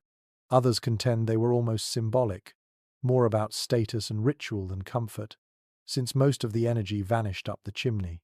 The truth likely varied from castle to castle, depending on resources, design, and climate. Now imagine yourself in such a room. The fire crackles loudly, spitting sparks onto the hearthstones. Smoke curls upward, leaving a faint tang in the air. Your face feels flushed, prickling with warmth, but your shoulders remain cold. You shuffle closer, holding out your hands, until you nearly singe your sleeves. Then, reluctantly, you retreat to your bed across the chamber, only to find the temperature drops with every step. By the time you slip under the blankets, you may as well have been sitting outside. Peasants, by contrast, often benefited more from their smaller hearths. A single central fire in a modest cottage heated the whole interior, smoky though it was. The cramped space meant that flames and bodies together maintained tolerable warmth. The grand noble fireplaces, by contrast, burned through resources but left chambers half frozen. Grandeur once again failed to translate into comfort. And yet the ritual of the fire mattered. It wasn't just about heat, it was about gathering, about light, about the reassurance that at least something pushed back against the darkness. People prayed by the fire, shared stories by it, dozed in chairs beside it. Even when the warmth didn't carry across the room, the glow offered psychological safety, a beacon of life in the cavernous cold. So when you imagine a medieval night, don't think of a roaring fireplace saving you from frost. Think instead of a fragile island of heat in a sea of icy air, comfort that lasted only as long as you stayed near, and comfort that disappeared the moment you climbed into bed. The hearth was a performance as much as a practical tool, and the medieval sleeper learned to be grateful for what little it could give. You lean closer to that glowing fireplace, and for a fleeting moment it feels safe. But then another reality of medieval life asserts itself: smoke. Fireplaces were not clean, efficient machines. They belched fumes, left soot, and filled chambers with a haze that stung the eyes and settled on every surface. To stay warm by fire was to breathe smoke nightly, to accept blackened walls, and to wake with lungs coated in ash. Chroniclers of the time complained bitterly about it. One monk in northern England noted that his cell grew so coated with soot from the hearth that he coughed more than he prayed. Even nobles weren't immune. Court records mention women lamenting ruined gowns and linens discolored by constant smoke exposure. A newly cleaned tapestry might turn grey within a single winter. The architecture made matters worse. Chimneys were wide, crude shafts without the draft control of modern flues. Smoke didn't always rise politely. It drifted, eddied, and clung to the chamber. If the wind blew the wrong direction, it poured back into the room, leaving everyone inside coughing. Imagine trying to fall asleep while smoke burned your throat and your eyes watered. A curious observation from travelers' notes is that some people deliberately smeared their walls with lime or clay, not only to brighten interiors, but to hide the streaks of soot. The black residue never truly left, but at least the illusion of cleanliness could be restored for a little while. The smell, however, was permanent, a mixture of charred wood, damp stone, and burned wool that clung to bedding and clothes. Scholars remain divided over just how tolerable these smoky rooms were. Some argue that medieval people simply adapted. Their bodies and expectations hardened to it. Others insist that even contemporaries recognized the health toll, pointing to repeated complaints in medical treatises about choked air and blackened lungs. Perhaps both are true. People endured because they had no choice, but they never stopped grumbling about it. Now imagine yourself lying in bed after such a night. Your hair smells of smoke, your blankets hold the acrid tang of ash, and when you cough, you taste bitterness on your tongue. The bed curtains trap some of it inside, so even your tiny cocoon carries the ghost of the fire. Your chamber may have been warmer than before, but it came at the cost of fresh air. Peasants fared no better. Their cottages often lacked chimneys altogether. Smoke from the central hearth simply rose and filled the rafters, slowly leaking through the thatch. Children grew up in houses perpetually hazed with smoke, their lungs blackened before adulthood. Yet people saw it as normal. Some even believed the smoke helped preserve the timber roof, keeping insects away. Survival and superstition blended together in every breath. The sensory experience was overwhelming. Your skin prickled from soot particles. Your eyes watered constantly, and the rushes on the floor gathered black dust. Servants swept endlessly, though the effort felt futile. Every winter was the same, a battle against smoke, a battle against cold, and the knowledge that you couldn't win one without worsening the other. And yet, despite the discomfort, fire was non-negotiable. No one could survive a castle winter without it. So people made their peace. They hung smoky tapestries proudly. They endured coughing fits. They scrubbed soot from their faces each morning. Warmth demanded sacrifice, and the sacrifice was clean air. So, as you lie in your modern bed tonight, breathing comfortably without thought, consider how extraordinary such luxury is. For medieval sleepers, every warm night meant another smoky morning. Their dreams were steeped in the scent of burning wood. Their lives lived in the shadow of soot. When the fire dimmed and the night stretched on, the only glow left in a medieval chamber often came from a candle. You might imagine this delicate flame as decoration, a touch of ambience, but for many sleepers, the candle was also a source of fragile warmth. A single wick couldn't heat a whole room, of course, but in a world where every flicker counted, even the faintest contribution mattered. Candles in the Middle Ages came in many forms. Wealthy households burned beeswax, which gave a clean, bright flame and filled the air with a faint honeyed scent. These were expensive, reserved for chapels, ceremonies, or noble chambers. More commonly, people used tallow candles, made from rendered animal fat. These smoked, sputtered, and reeked of grease. Imagine drifting off to sleep while the acrid odor of burning tallow thickened the air, mingling with the damp of stone and the musk of wool. Yet candles weren't only light, they generated a surprising amount of heat close by. Place one near your bed curtain, and you might notice the fabric warming slightly to the touch. Some households arranged several candles together on stands, creating clusters of flames that offered both illumination and a pocket of warmth. It was hardly central heating, but it softened the edge of the cold in the immediate circle around them. A curious anecdote survives from a 14th century letter describing how a noblewoman demanded 12 candles in her chamber at once, on winter nights, insisting that only then could she rest. The servants grumbled at the extravagance, but her request reveals a truth. People used light as a substitute heater, even when the effect was marginal. The hazards were obvious. Candle flames toppled easily, and bed curtains, rich with wool and linen, were dangerously flammable. Records describe fires sparked by careless placement, reducing entire chambers to cinders. One particularly grim tale from Germany tells of a squire who dozed off with a candle on the bedrail. He awoke to find his blankets aflame and barely escaped with his life. The servants blamed him for recklessness, but the real culprit was necessity. He had wanted a sliver of warmth too close at hand. Scholars still discuss whether medieval people understood the dangers fully, or whether the routine use of candles bred complacency. Some argue that inventories of charred textiles show that accidents were common but accepted.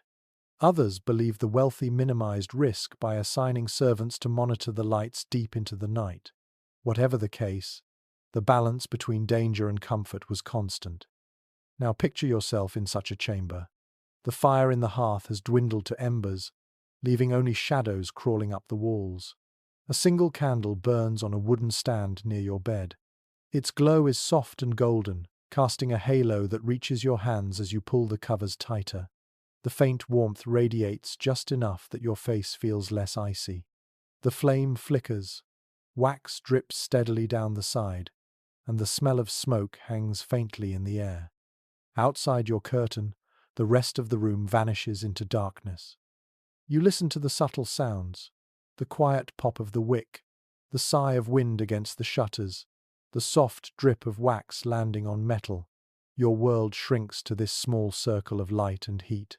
The candle becomes not just illumination but companionship, a fragile ally against the enormity of the night.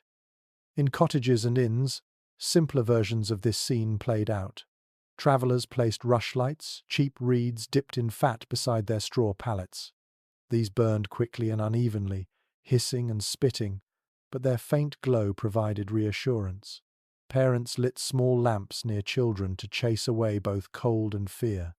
Even monks, who prized austerity, allowed lamps to burn in dormitories, citing both safety and necessity. The sensory mixture was unforgettable. The air smelled of melted fat and smoke, the walls streaked with soot from months of burning, the bedclothes stained where wax had splattered. Yet people accepted these imperfections. In the harshest winter, the candle was more than decoration, it was survival. So as you drift under your own clean electric light tonight, imagine the precarious flicker of a medieval flame. It warmed just enough to trick the body into rest, and it risked disaster with every spark. Sleep in the Middle Ages was never free from tension, even in the smallest details. To close your eyes was to trust that your fragile flame would burn through the night without turning warmth into ruin. If you step away from noble chambers and into communal quarters, you find another side of medieval sleep, the collective dormitory. Not everyone had the privilege of heavy curtains, feather beds, and private servants. Monks, soldiers, apprentices, and servants often slept in shared spaces where the emphasis was less on luxury and more on endurance. Take the monastery as an example. Monastic rules prescribed that brothers live simply, which meant their dormitories were vast halls lined with rows of beds or pallets. The stone floor stretched endlessly, broken only by narrow windows high above. Each monk had his own small cot or straw mattress, sometimes little more than a wooden plank with a thin pad. The beds were positioned side by side, so close that one monk could hear the breathing of the next. Privacy was unknown, but warmth came from numbers. Surviving accounts describe how these halls echoed at night with coughing, snoring, and the rustle of rough woolen blankets. The air was thick, cold, and damp, but the sheer press of bodies meant the dormitory retained more warmth than an isolated chamber ever could. One chronicler remarked that the cloister was warmer than the Lord's tower, for the monks lay together like sheaves. In military life, the scene was harsher still. Soldiers billeted in castles or campaign encampments crowded into barrack halls. Long rows of men stretched across straw beds, weapons stacked nearby.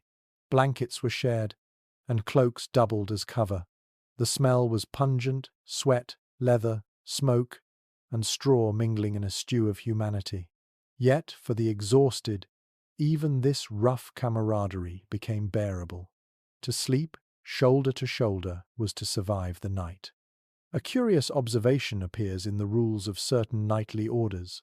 Candles were kept burning in communal halls not only for light, but to comfort the men with flame. The glow gave a psychological warmth, even if it failed to raise the temperature significantly. The symbolism of the flame mattered as much as its heat. Historians continue to debate whether communal sleeping was deliberately chosen for warmth or simply a byproduct of necessity. Some argue that the monasteries intended it as a form of discipline, a constant reminder that no monk had personal luxury. Others suggest the warmth of shared space was a practical advantage that just happened to align with spiritual ideals. The same ambiguity surrounds soldiers. Did they bunk together out of camaraderie, or because the cold made solitude impossible? Likely it was both. Now imagine yourself lying in one of these halls. The straw beneath you crackles as you shift. A neighbor coughs, another turns, the sound amplified by the vaulted ceiling. The smell of smoke and sweat hangs heavy, but the air is less biting than in a solitary chamber. Your wool blanket scratches your chin, and you tuck it tighter, grateful for the shared warmth even as you wish for silence. The rhythm of the dormitory is unmistakable. Snores rise and fall like waves, punctuated by the occasional murmur of a dream. Somewhere, a rat scurries across the rushes, ignored by men too weary to care. The draught still seeps in through the high windows, but the collective body heat dulls its edge. You may not feel cozy, but you feel safe, safer than you would alone in a vast, echoing stone room. Apprentices and household servants lived similarly. Castles were filled with side chambers and lofts where young boys or maids rolled out straw pallets, sometimes beneath staircases or in storerooms. They layered cloaks and huddled together, turning humble corners into makeshift bedrooms. Unlike nobles, they could not command warming pans or feather beds, but they had the advantage of proximity. Their sleeping quarters were smaller, more crowded, and therefore warmer. The sensory experience of these communal spaces was unforgettable. Rough wool against skin, the musky odor of bodies pressed close, the low hum of breathing, the scratch of straw, the faint drip of water from the ceiling.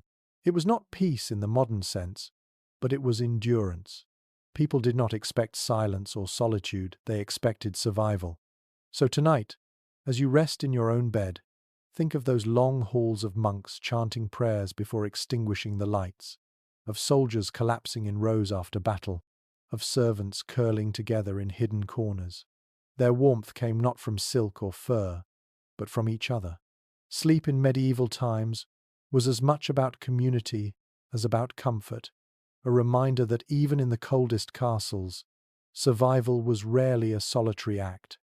You've settled into this crowded dormitory in your imagination, but even here, warmth isn't guaranteed. Fires must be tended, and in the middle of the night, someone always had to get up, stumble across the floor, and stoke the embers. Medieval sleep was rarely uninterrupted. People woke frequently, not just from the discomfort of straw or the coughs of neighbors, but from the practical necessity of keeping the fire alive. The medieval body clock was different from ours. People didn't expect a straight 8 hours of rest. Instead, they lived with what some scholars call segmented sleep. A first sleep came after dusk, lasting a few hours until midnight or so.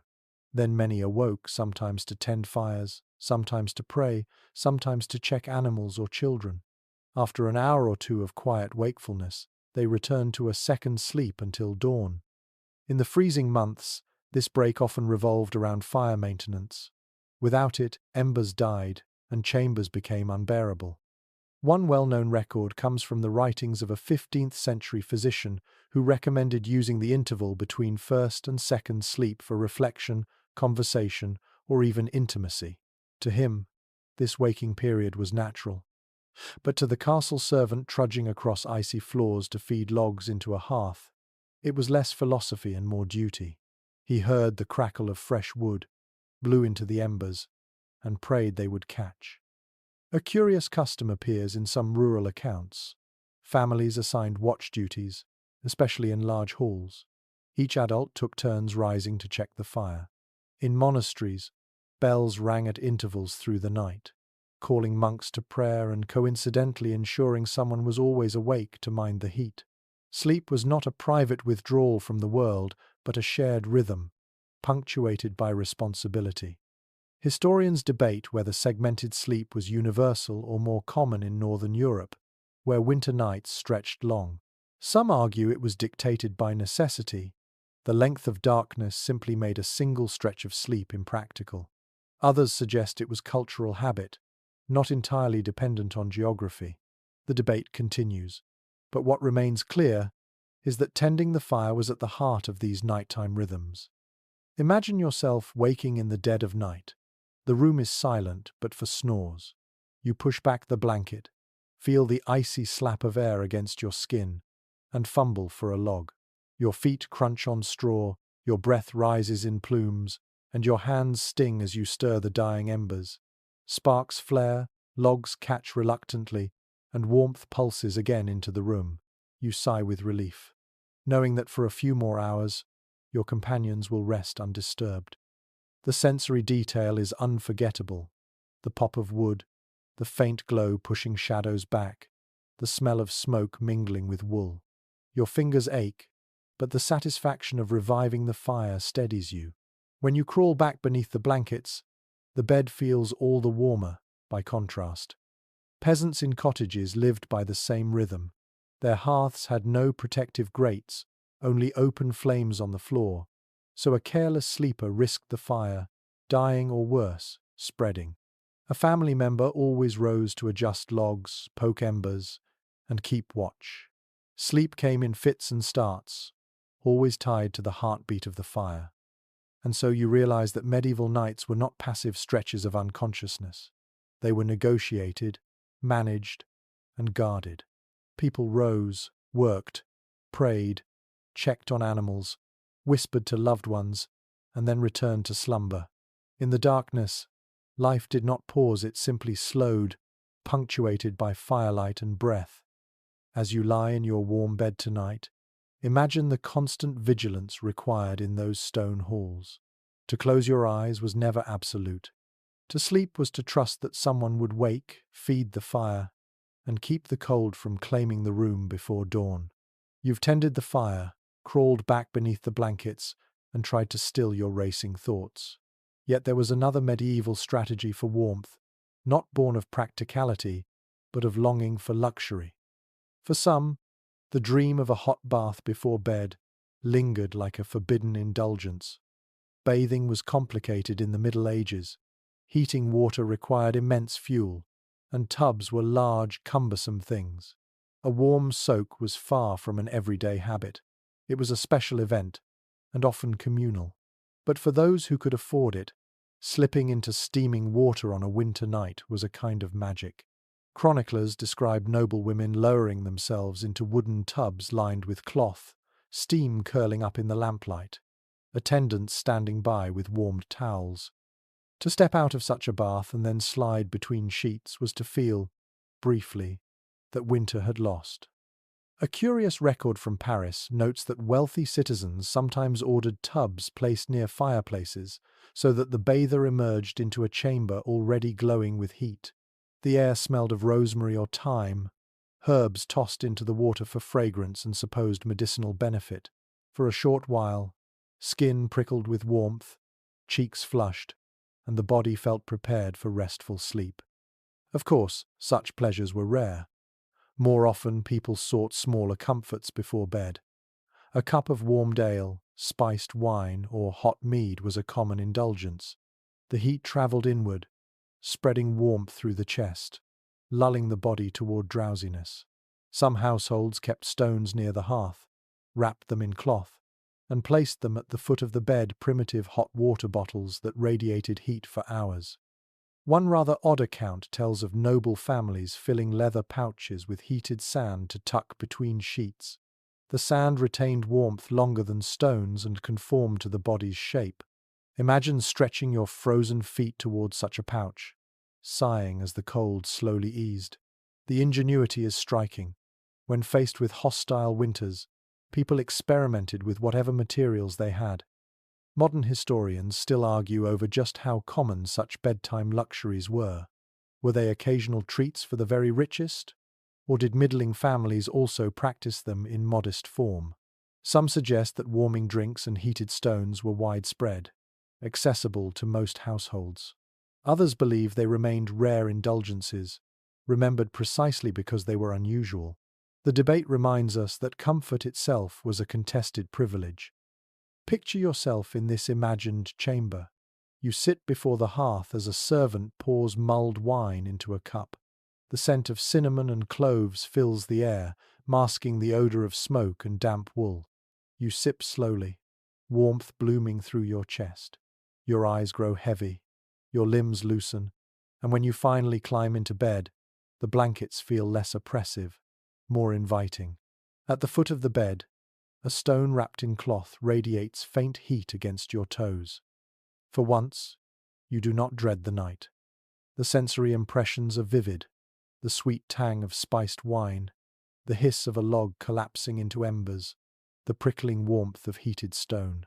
You drift into slumber with your senses saturated, your body convinced, however briefly, that comfort is possible. But here's the truth. Such indulgences were fragile. Heat faded quickly, drinks cooled, and by midnight the chamber was cold again. What these rituals offered was not permanent relief, but a kind of psychological grace, moments of ease that made the endless chill tolerable. So as you rest tonight, think of how deeply medieval people yearned for warmth. They engineered clever tools, sought fleeting indulgences, and transformed even a hot drink into a strategy for survival. Their nights were not effortless, but they were resourceful, and every bath, every stone, every sip of ale was a small rebellion against the cold. Even after baths, heated stones, or mulled drinks, medieval people never relied on practical measures alone. Cold was not just a physical enemy, it was a spiritual and supernatural one too. Night was dangerous. The air itself suspected of harboring illness and malevolent forces. And so, people turned to charms, rituals, and superstitions to guard them as they slept. One commonly recorded practice was hanging amulets above the bed. These might be simple crosses carved from wood, small relics said to contain saintly power, or even herbs bound in little pouches. Rue, mugwort, and juniper were popular choices, believed to drive away not only evil spirits but also the night air, thought to be poisonous. Imagine lying in bed beneath a canopy strung with fragrant bundles, the scent mingling with the smoke of the hearth and the musk of wool blankets. Prayers were another shield. Monastic rules encouraged reciting psalms before lying down, and noble families often repeated paternosters or Ave Marias at the bedside. But even peasants whispered charms, half prayer, half spell, as they crossed themselves against frost or fever. Some murmured verses over children, pressing kisses on their foreheads to keep the night hag away, a figure blamed for suffocating sleepers. A curious detail appears in a German household manual from the 15th century. Sleepers were advised to place iron objects, such as a knife or scissors, beneath the bed or pillow. Iron was thought to repel demons and fairies that slipped into rooms during the long hours of darkness. The metal glinted faintly in the firelight, a silent guard against unseen intruders. And then there were rituals tied directly to warmth. One folk belief insisted that turning your shoes upside down beside the bed would keep frost from biting your toes. Another claimed that if you whispered the names of 3 saints before blowing out the candle, your body heat would not flee in the night. To us, these sound like quaint superstitions. To them, they were strategies, as vital as an extra blanket. Scholars remain divided on how seriously people took such practices. Some argue that charms and prayers were heartfelt, deeply ingrained in the rhythm of daily life. Others suggest they were more like habits, gestures performed out of custom, even if not fully believed. Either way, the rituals reveal something essential. Sleep was never trusted. It was a vulnerable state where cold, illness, and spirits could all strike. People needed both physical and spiritual defenses. Picture yourself lying in a medieval bed now. The curtains are drawn, the fire is low, and the chamber is filled with shadows. Above you hangs a sprig of juniper, its sharp scent cutting through the smoky air. Beneath your pillow rests a small iron knife, hidden but comforting. You whisper a prayer, words soft and rhythmic, and then cross yourself before pulling the blankets tighter. The night feels less menacing, as though the rituals have carved a circle of safety around your fragile body. The sensory details deepen the experience. The rustle of herbs brushing against the canopy, the faint metallic smell of iron near your head, the warmth of wool against your skin, and the lingering echo of whispered words. In that moment, faith, superstition, and survival are all intertwined.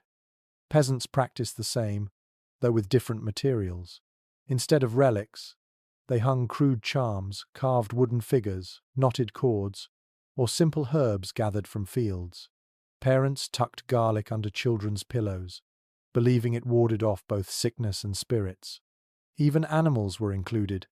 Cows and sheep in byres were sometimes blessed before nightfall, their presence thought to strengthen the household against frost. In every class of society, the cold night was not just endured with cloth and fire, but with ritual. The medieval mind sought warmth in the body and safety in the unseen. To sleep was to step into mystery, where prayer and herb, iron and flame, all worked together against the long darkness.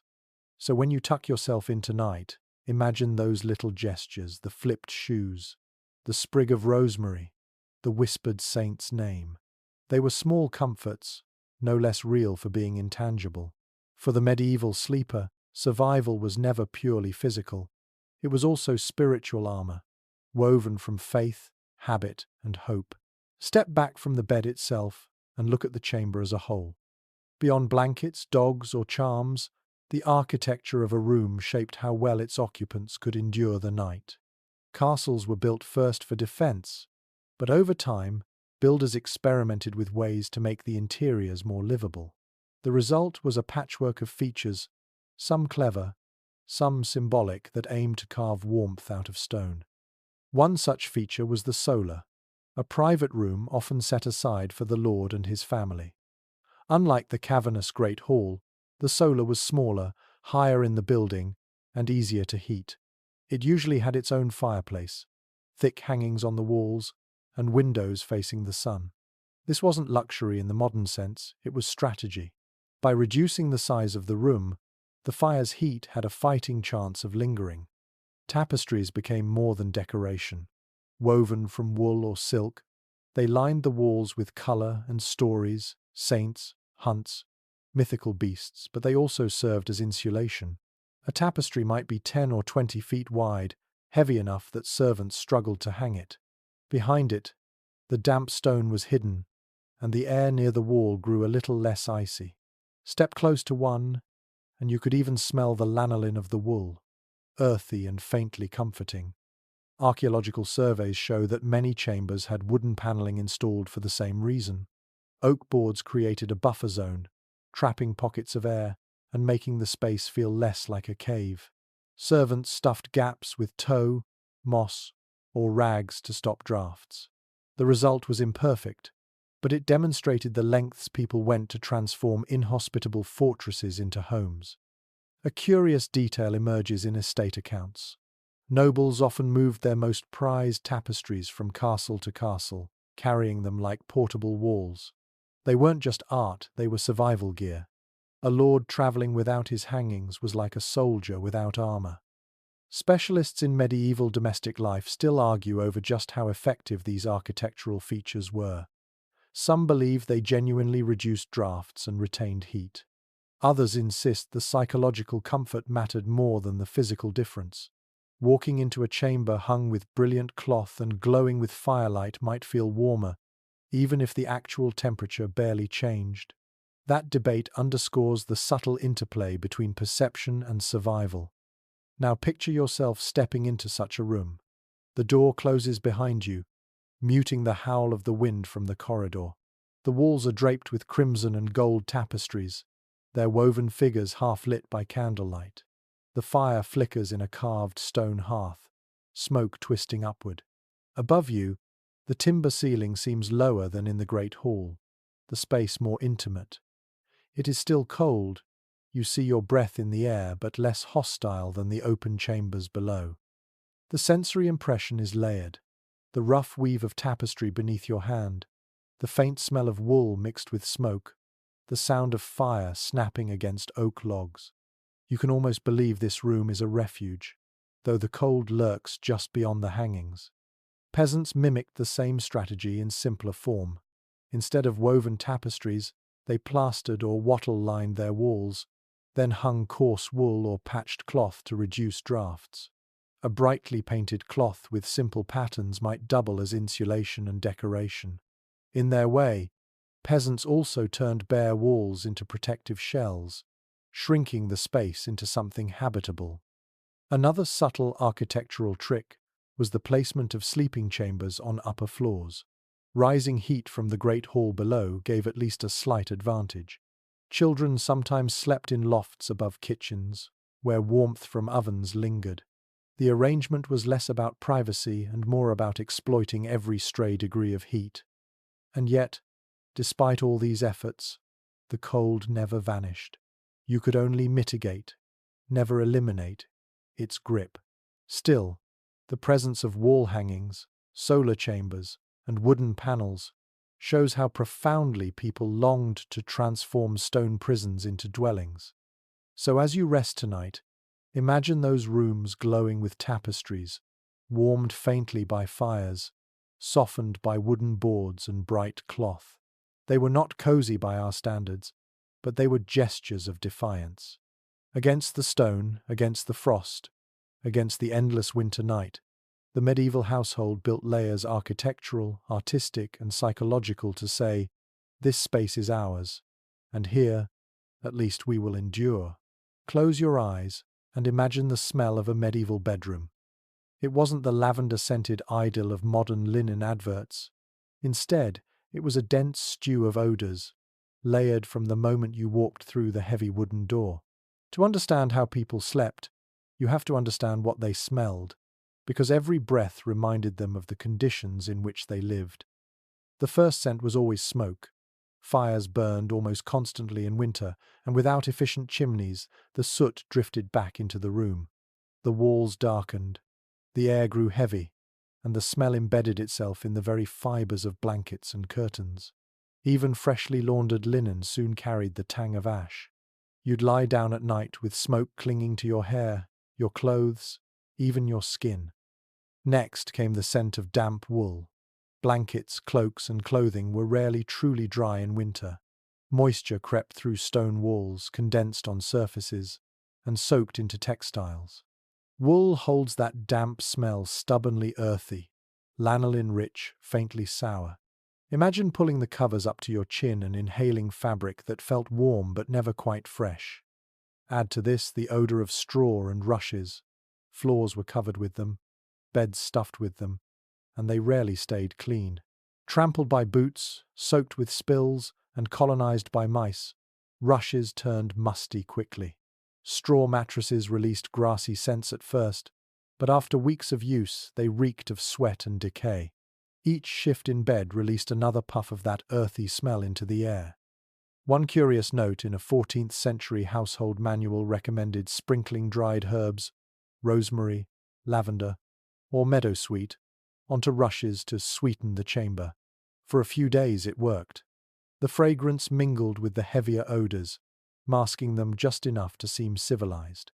But soon the herbs wilted, crushed beneath feet, their scent fading into the background, while the sourness of old rushes returned. Then there was the human smell. Hygiene was limited, baths infrequent, and sweat constant. People slept in layers of clothing that absorbed the day's odors: leather, wool, unwashed skin.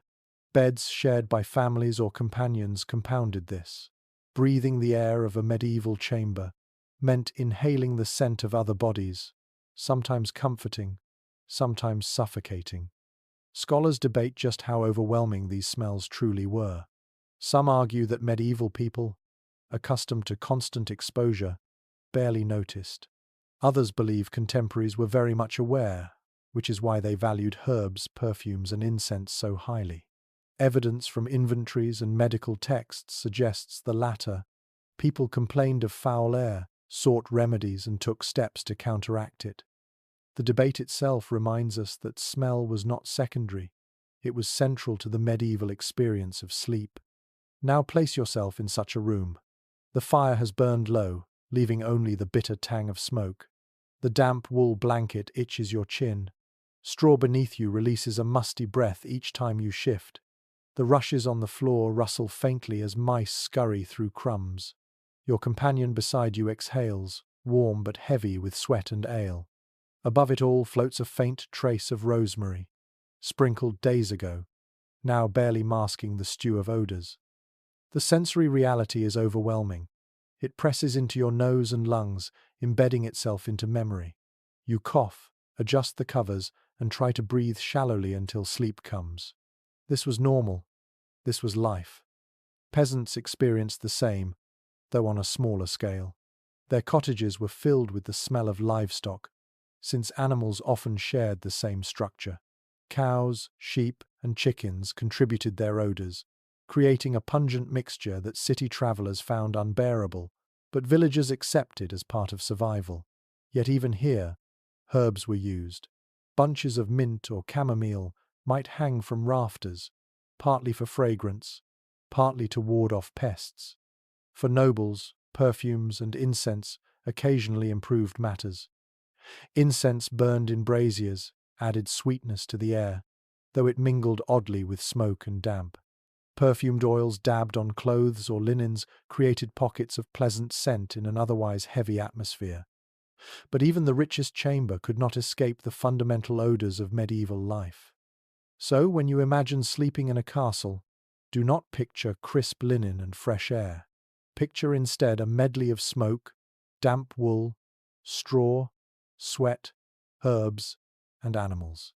Every night, every breath, reminded you of where you lived and what you endured. Smell was as much a part of medieval sleep as blankets or fire. And perhaps, over time, the very familiarity of those odors brought a kind of comfort. To breathe smoke and wool and straw was to breathe home. For the medieval sleeper, scent was not only inconvenience, it was identity, woven into every night's dream. After the smoke, damp wool, and musty straw, another force helped medieval people survive the night: food and drink. You might not think of supper as part of sleep, but what you ate before bed and what warmth it gave inside your body mattered as much as any blanket. In winter, households leaned on hearty pottages, thick stews of barley, peas, and root vegetables simmered slowly in great cauldrons. These meals clung to the body, leaving a heavy fullness that made the cold easier to bear. The heat of the broth lingered in the stomach, spreading outward, convincing you that you could endure a freezing chamber a little longer.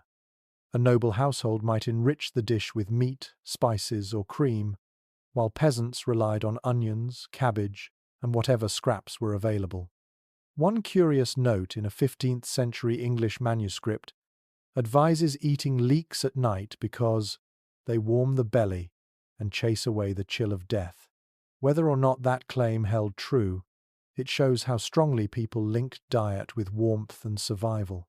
A hot meal was not simply nourishment, it was insulation from the inside out. Drinks played an equally important role. Ale was the most common, consumed by rich and poor alike.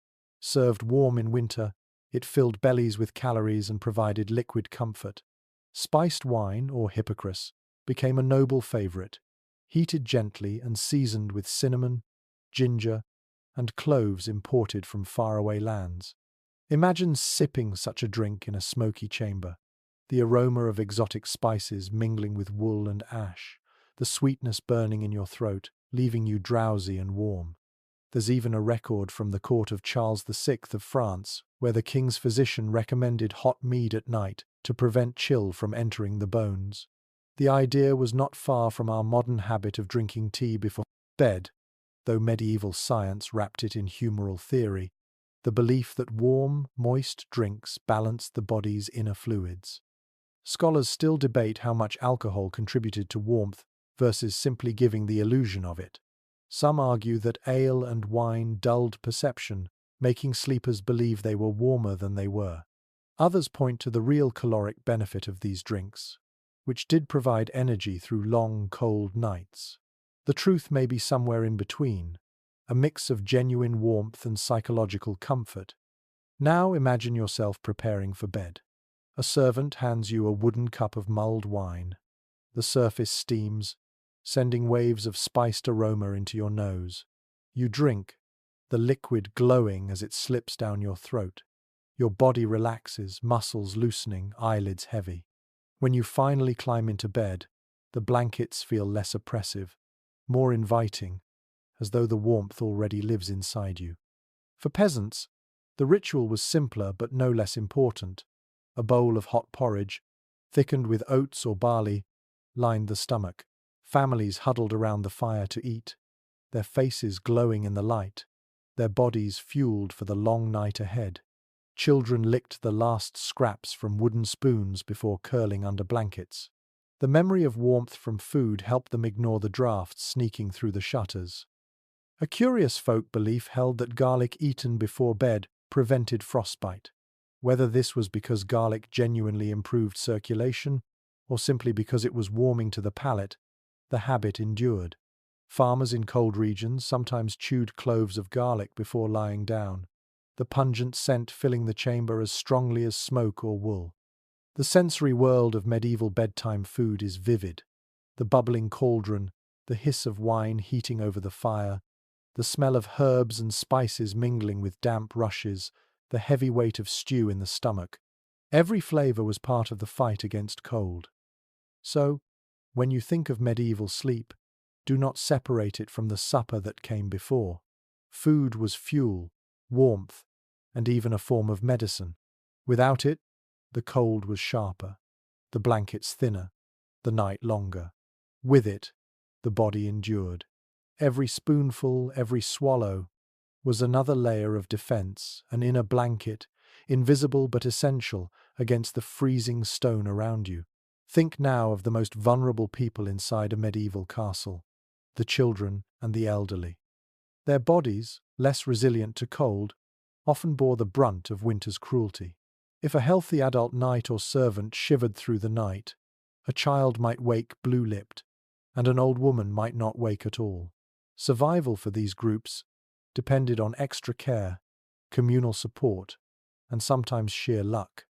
Household records from noble families show that children were rarely given their own chambers. Instead, they slept in nurseries close to the warmth of kitchens or clustered with servants. Young pages and squires, destined for training, often bunked together in crowded rooms, their laughter and chatter muffled by blankets at night. The logic was simple. More bodies meant more heat. Babies, especially, were swaddled in layer after layer of linen and wool.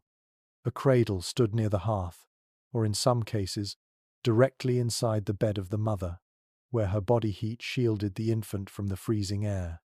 One poignant account from a 14th century chronicle describes a noble child laid by the fire in a wicker crib, wrapped in furs and covered with a canopy.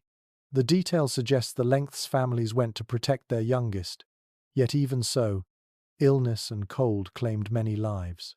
Medieval parents lived with constant fear that winter might take a child in the night. The elderly faced similar perils. Frail bodies produced less heat and tolerated fewer drafts. In peasant cottages, grandparents often slept closest to the fire, while younger adults accepted colder spots. In castles, aged relatives were placed in smaller chambers or even moved into kitchens during the coldest months. A curious letter from Burgundy tells of an elderly matron who insisted on sleeping in the bakehouse, arguing that the oven's residual warmth gave her a second youth. Medical texts of the period often advised special measures for the old and young. Physicians recommended heated stones wrapped in cloth to be placed at their feet, or mulled drinks to fortify the humours.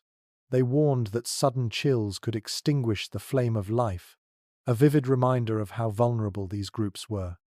Historians continue to discuss whether medieval families treated children and elders with extra indulgence or simply folded them into the same survival strategies as everyone else.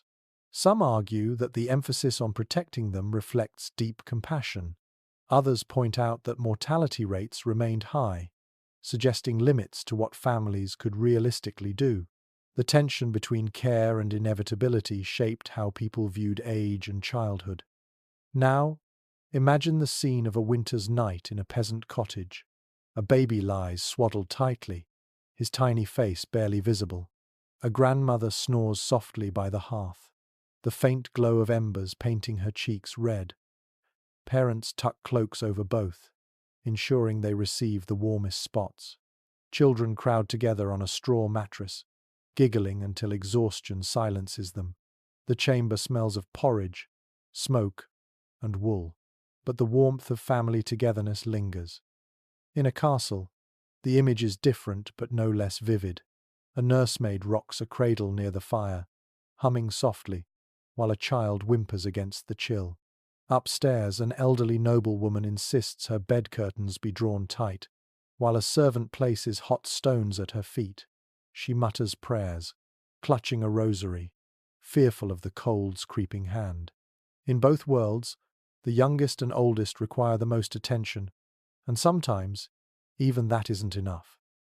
The sensory detail is striking.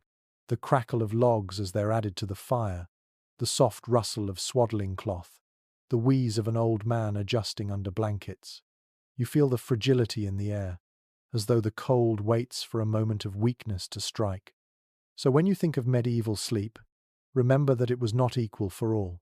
Children and elders carried the heaviest risks, their survival dependent on the warmth provided by others. In those long nights, every blanket, every ember, every whispered prayer mattered.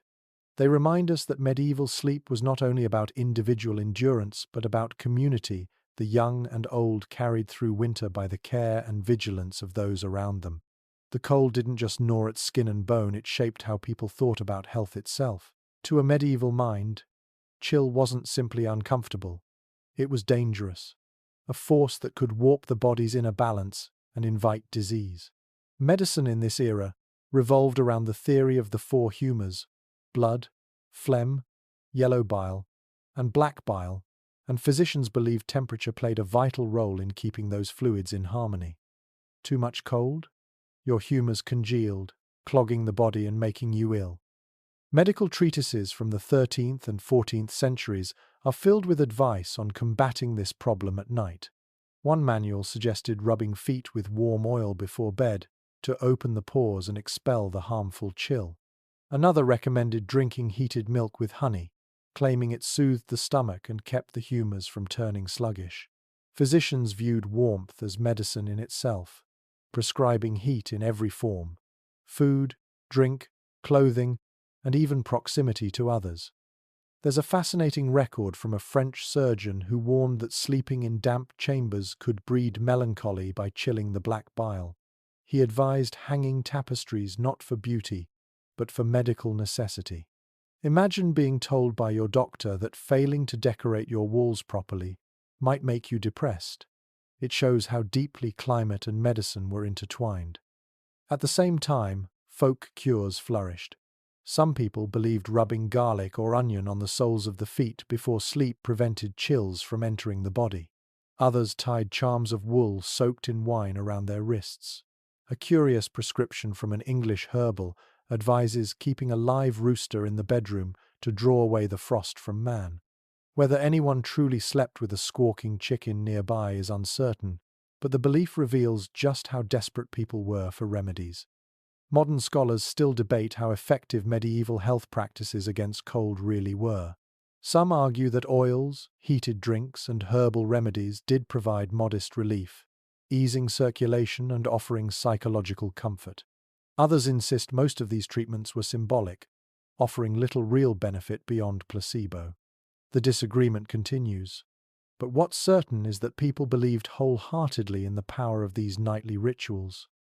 Now imagine yourself preparing for bed under such advice. You sit by the hearth while a servant massages warm oil into your feet, the smell of rosemary filling the chamber. You drink a small cup of heated wine, sweetened with honey, and feel it coat your throat. A sprig of garlic rests near the bed, pungent and strange, meant to ward off frost. You climb into bed, convinced that these remedies will keep your humours balanced until morning. The sensory experience is intense: the slick warmth of oil on your skin, the sweet tang of honeyed wine, the acrid bite of garlic in the air. Every detail reminds you that sleep was not only a battle against discomfort, but a medical practice, a nightly therapy against the threat of imbalance. Peasants, too, had their own remedies. Women brewed herbal teas of nettle or chamomile for children, believing the warmth prevented coughs. Men wrapped their legs in wool soaked in vinegar to keep circulation strong. In cottages, these practices blurred the line between superstition and science, but they gave people agency in a world where illness often felt inevitable. The irony, of course, is that many ailments came from the very strategies used to combat cold. Fires filled lungs with smoke, heavy blankets triggered joint pain, and oily ointments collected dirt. Yet to medieval minds, these were minor costs compared to the greater peril of frost seeping into the body. Better to cough in a smoky room than freeze in a clean one. So when you picture medieval sleep, remember it wasn't just a matter of enduring discomfort. It was wrapped in theories of health, remedies both strange and familiar, and a constant anxiety that cold might tip the balance of life itself. Every night was a medical event, every blanket and herb a prescription, every ember a treatment, and to drift into slumber was to trust that these efforts were enough to carry you through until morning.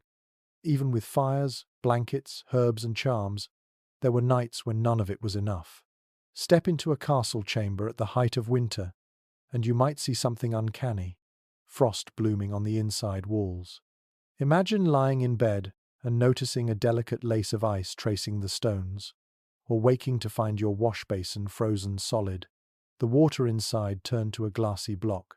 The cold didn't stay politely outdoors, it invaded, decorating rooms with its own cruel artistry. Chroniclers record moments when entire households woke to frost on their bed curtains. One noblewoman wrote in a letter that her canopy glittered as though sewn with silver, meaning the moisture from her own breath had crystallized overnight. To us, it sounds poetic. To her, it was miserable proof of how inhospitable even a well-furnished chamber could be. Archaeological evidence supports these accounts. In certain preserved castles, faint salt streaks and moisture stains suggest how water condensed on walls and floors. Without insulation, warm indoor air met freezing stone, and frost took hold. Servants scraped ice away in the mornings, only for it to return each night. A curious anecdote survives from Scandinavia. In some halls, icicles formed on rafters indoors, dripping onto unlucky sleepers below. Servants hung cloths to catch the meltwater, a primitive solution to an unnerving problem. Imagine drifting off and hearing the faint crack of ice above, wondering if a shard would fall onto your bed. Scholars still discuss how common this phenomenon was. Some believe frost indoors was typical only of northern Europe, where winters were harsher. Others argue that even in temperate regions, poorly heated stone chambers easily reached freezing temperatures. The truth may be both. Severity varied by region, but the risk of waking to ice inside your room was never far away. Now put yourself in that situation. You wake in the dim grey of dawn, breath fogging in the air. The bed curtains are stiff, edged with frozen crystals. When you reach for the wash basin, your fingers touch ice instead of water. Your joints ache from the cold, and the thought of leaving the covers feels like punishment. The sensory detail is vivid. The sharp sting of frozen fabric against your skin, the brittle creak of wood shrunk by frost, the silence broken only by the faint drip of melting ice. Peasants lived with the same problem, though in different forms. In cottages, frost coated the inside of thatch and rafters, drifting down like snow during the night. Children sometimes woke with frost clinging to their hair. Parents joked grimly about sleeping with the clouds indoors. Yet humour could not disguise the hardship. Frostbite, chilblains, and respiratory illness followed in its wake. Nobles, despite their wealth, couldn't entirely escape it. Hot stones and furs kept the body alive, but the surrounding air remained hostile. Diaries hint at the psychological toll people spoke of, dreading the moment they had to leave bed in the morning, of feeling imprisoned by blankets because the room beyond was too cruel to face. One English poet even turned it into metaphor, writing of love as a bed without frost inside the hangings. For him, true intimacy meant defying the nightly chill, creating warmth where the world offered only ice. It reveals how deeply the experience of frost shaped imagination, as well as reality. So as you think of medieval sleep, remember the surreal beauty of those nights when cold decorated the very walls. To live in a castle was to share your chamber with ice, to wake each morning reminded that stone and frost were allies against your comfort. And yet people endured, scraping ice away, layering blankets, whispering prayers, and braving mornings that felt as harsh indoors as out. Picture yourself not in a castle this time, but on the road, far from familiar chambers. Medieval travel was slow, arduous, and dangerous. And when night fell, the problem of warmth became even more acute. Castles had their fireplaces and tapestries. Peasants had their family hearths. But travellers, pilgrims, merchants, wandering knights had to seek shelter wherever they could find it. And that usually meant inns. The medieval inn was not the cosy picture postcard you might imagine. Instead, it was often a timber structure with a smoky hall, crowded rooms, and beds shared by strangers. Guests might be packed 3 or 4 to a mattress, blankets stretched thin, and privacy non-existent. Still, inns provided one crucial thing: heat. The main hall fire blazed for everyone, and bodies crowded together multiplied warmth. One traveller in 15th century Italy complained that the beds were alive with vermin, but admitted that at least the company of fellow guests meant he did not freeze. Imagine crawling into a straw mattress, squeezing beside 2 strangers, the smell of ale and sweat filling your nostrils. Unpleasant, yes, but at least your toes survived the night. There were odder accommodations too. Some inns were so poorly equipped that guests slept in stables. At first glance, this seems degrading, but travellers sometimes preferred it. Horses and cattle radiated warmth, and a stable packed with animals could be far cozier than a drafty upstairs room. Pilgrims on the Camino de Santiago occasionally wrote of choosing stalls on purpose, curling up against hay bales with livestock, their breath mingling with the animals. The odour was strong, but the heat was undeniable. In more rural areas, Hospitality followed older traditions. Villagers were expected to open their doors to travelers, especially pilgrims or those carrying religious tokens. A peasant family might offer a spot by the fire or space on a straw pallet. Warmth here came not from luxury, but from generosity and closeness. You'd sleep shoulder to shoulder with strangers, listening to the crackle of a humble hearth, the smell of stew still lingering in the rafters. A curious record from a 14th-century French town describes communal inns, where long wooden platforms were laid out covered in straw, and dozens of travelers lay side by side, men and women alike. The idea of strangers pressed together might unsettle us today, but then it was normal. Shared warmth outweighed any awkwardness. Scholars discuss whether such inns offered more comfort than castles. Some argue yes, though crowded and unhygienic, they retained warmth better than vast noble chambers. Others point to the dangers lice, fleas, theft, and suggest that castle life, for all its cold, at least offered safety. Both perspectives are valid. For the weary medieval traveller, survival often meant choosing between cold isolation and crowded discomfort. Now imagine yourself in one of these inns. You enter the hall, greeted by the roar of voices and fire. The smell of ale, smoke, and roasted meat envelops you. A space is cleared on a straw pallet, and you squeeze in beside strangers. The floor creaks, dogs bark, mugs clatter, and yet the warmth of the crowd makes your limbs relax. Later, when the hall quiets and snores replace laughter, you feel the heat of bodies pressed close, the embers glowing faintly in the hearth. It is not comfort as you know it, but it is enough. The sensory details are striking. The scratch of straw through thin linen, the heavy scent of sweat and smoke, the rhythmic breathing of a dozen sleepers. You shift, trying not to disturb your neighbor, and eventually the murmur of the inn lulls you into a shallow but necessary sleep. Even nobles faced this reality when traveling. Royal progressions required armies of attendants, and inns overflowed quickly. Records describe monarchs lodging in monasteries or commandeering entire households for their retinues. But even kings could not escape the fundamental challenge. Warmth was scarce, and the road stripped away layers of privilege. So, in the tapestry of medieval sleep, remember the traveller. For him, each night was uncertain, each bed a gamble. Would it be a flea-ridden pallet, a stable with horses, a stranger's cottage floor, or, if fortune smiled, a monastery guest hall? Wherever it was, the same goal remained: to trap enough warmth to see another dawn. Every household found ways to endure, but not everyone succeeded. The medieval world left behind stories, half history, half legend, of those who faced nights so cold they became the stuff of cautionary tales. To sleep in a castle was to fight an invisible enemy, and sometimes the cold won. One grim chronicle from the 13th century tells of guards posted on a castle wall in Flanders who froze at their posts during a bitter winter siege. By dawn, their comrades found them still upright, spears in hand, bodies stiff with ice.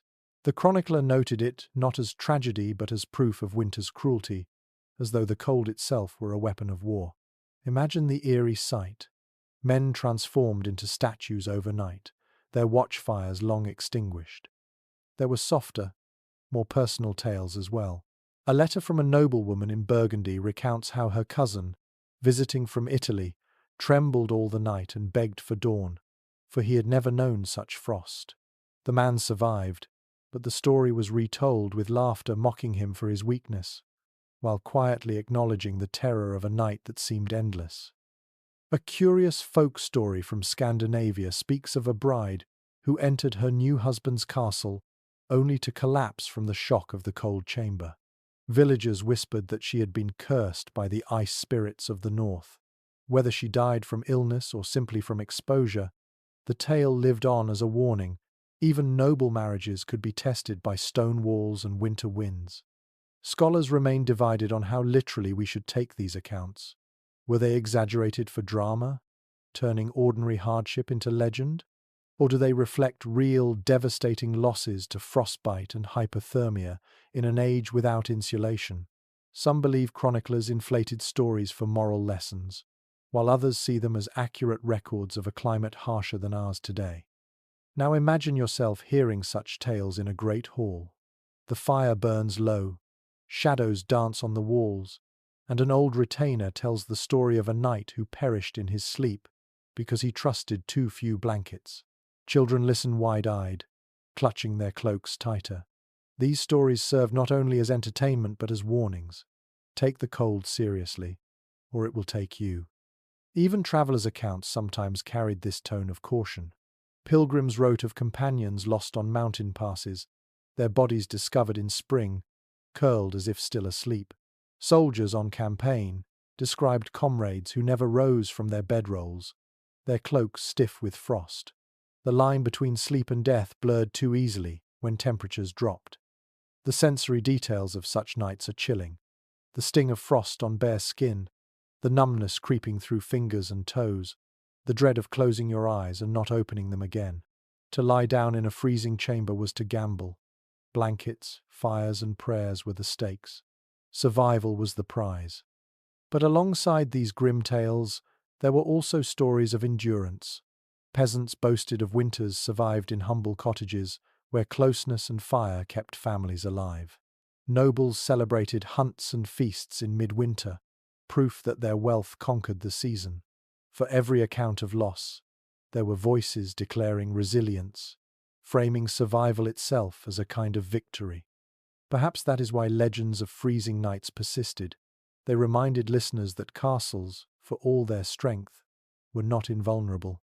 Stone walls kept out armies, but not winter, and in the long, dark hours, even the mightiest lord depended on blankets, fires, and companions, just like the humblest peasant. So, as you imagine medieval sleep, hold both truths together, the stories of those who succumbed to frost, and the quiet triumphs of those who endured. Every tale carried a lesson: respect the night, guard against the cold, and never assume survival was guaranteed. At last, you return to the hearth, the symbol that held every medieval sleeper in its glow. The fire was never just a tool, it was the heart of the household, the boundary between life and death on winter nights. Its light cast shadows across the walls, shadows that seemed to move like guardians, flickering and shifting as the flames rose and fell. To sleep in a castle was to live in a dialogue with fire. You feared it, you needed it, you could not survive without it. The hearth's presence dominated every sense. The snap of oak logs echoed like a heartbeat in the chamber. Sparks leapt upward, leaving faint trails of light before vanishing into the chimney. The smell of burning resin clung to tapestries and hair. Heat radiated in uneven waves, baking your face while your back froze. The hearth was a paradox, both savior and tormentor, life-giver and smoky tyrant.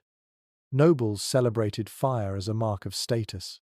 A blazing hearth meant wealth, the ability to command servants to gather endless fuel, to strip forests if necessary, to keep flames alive through the night.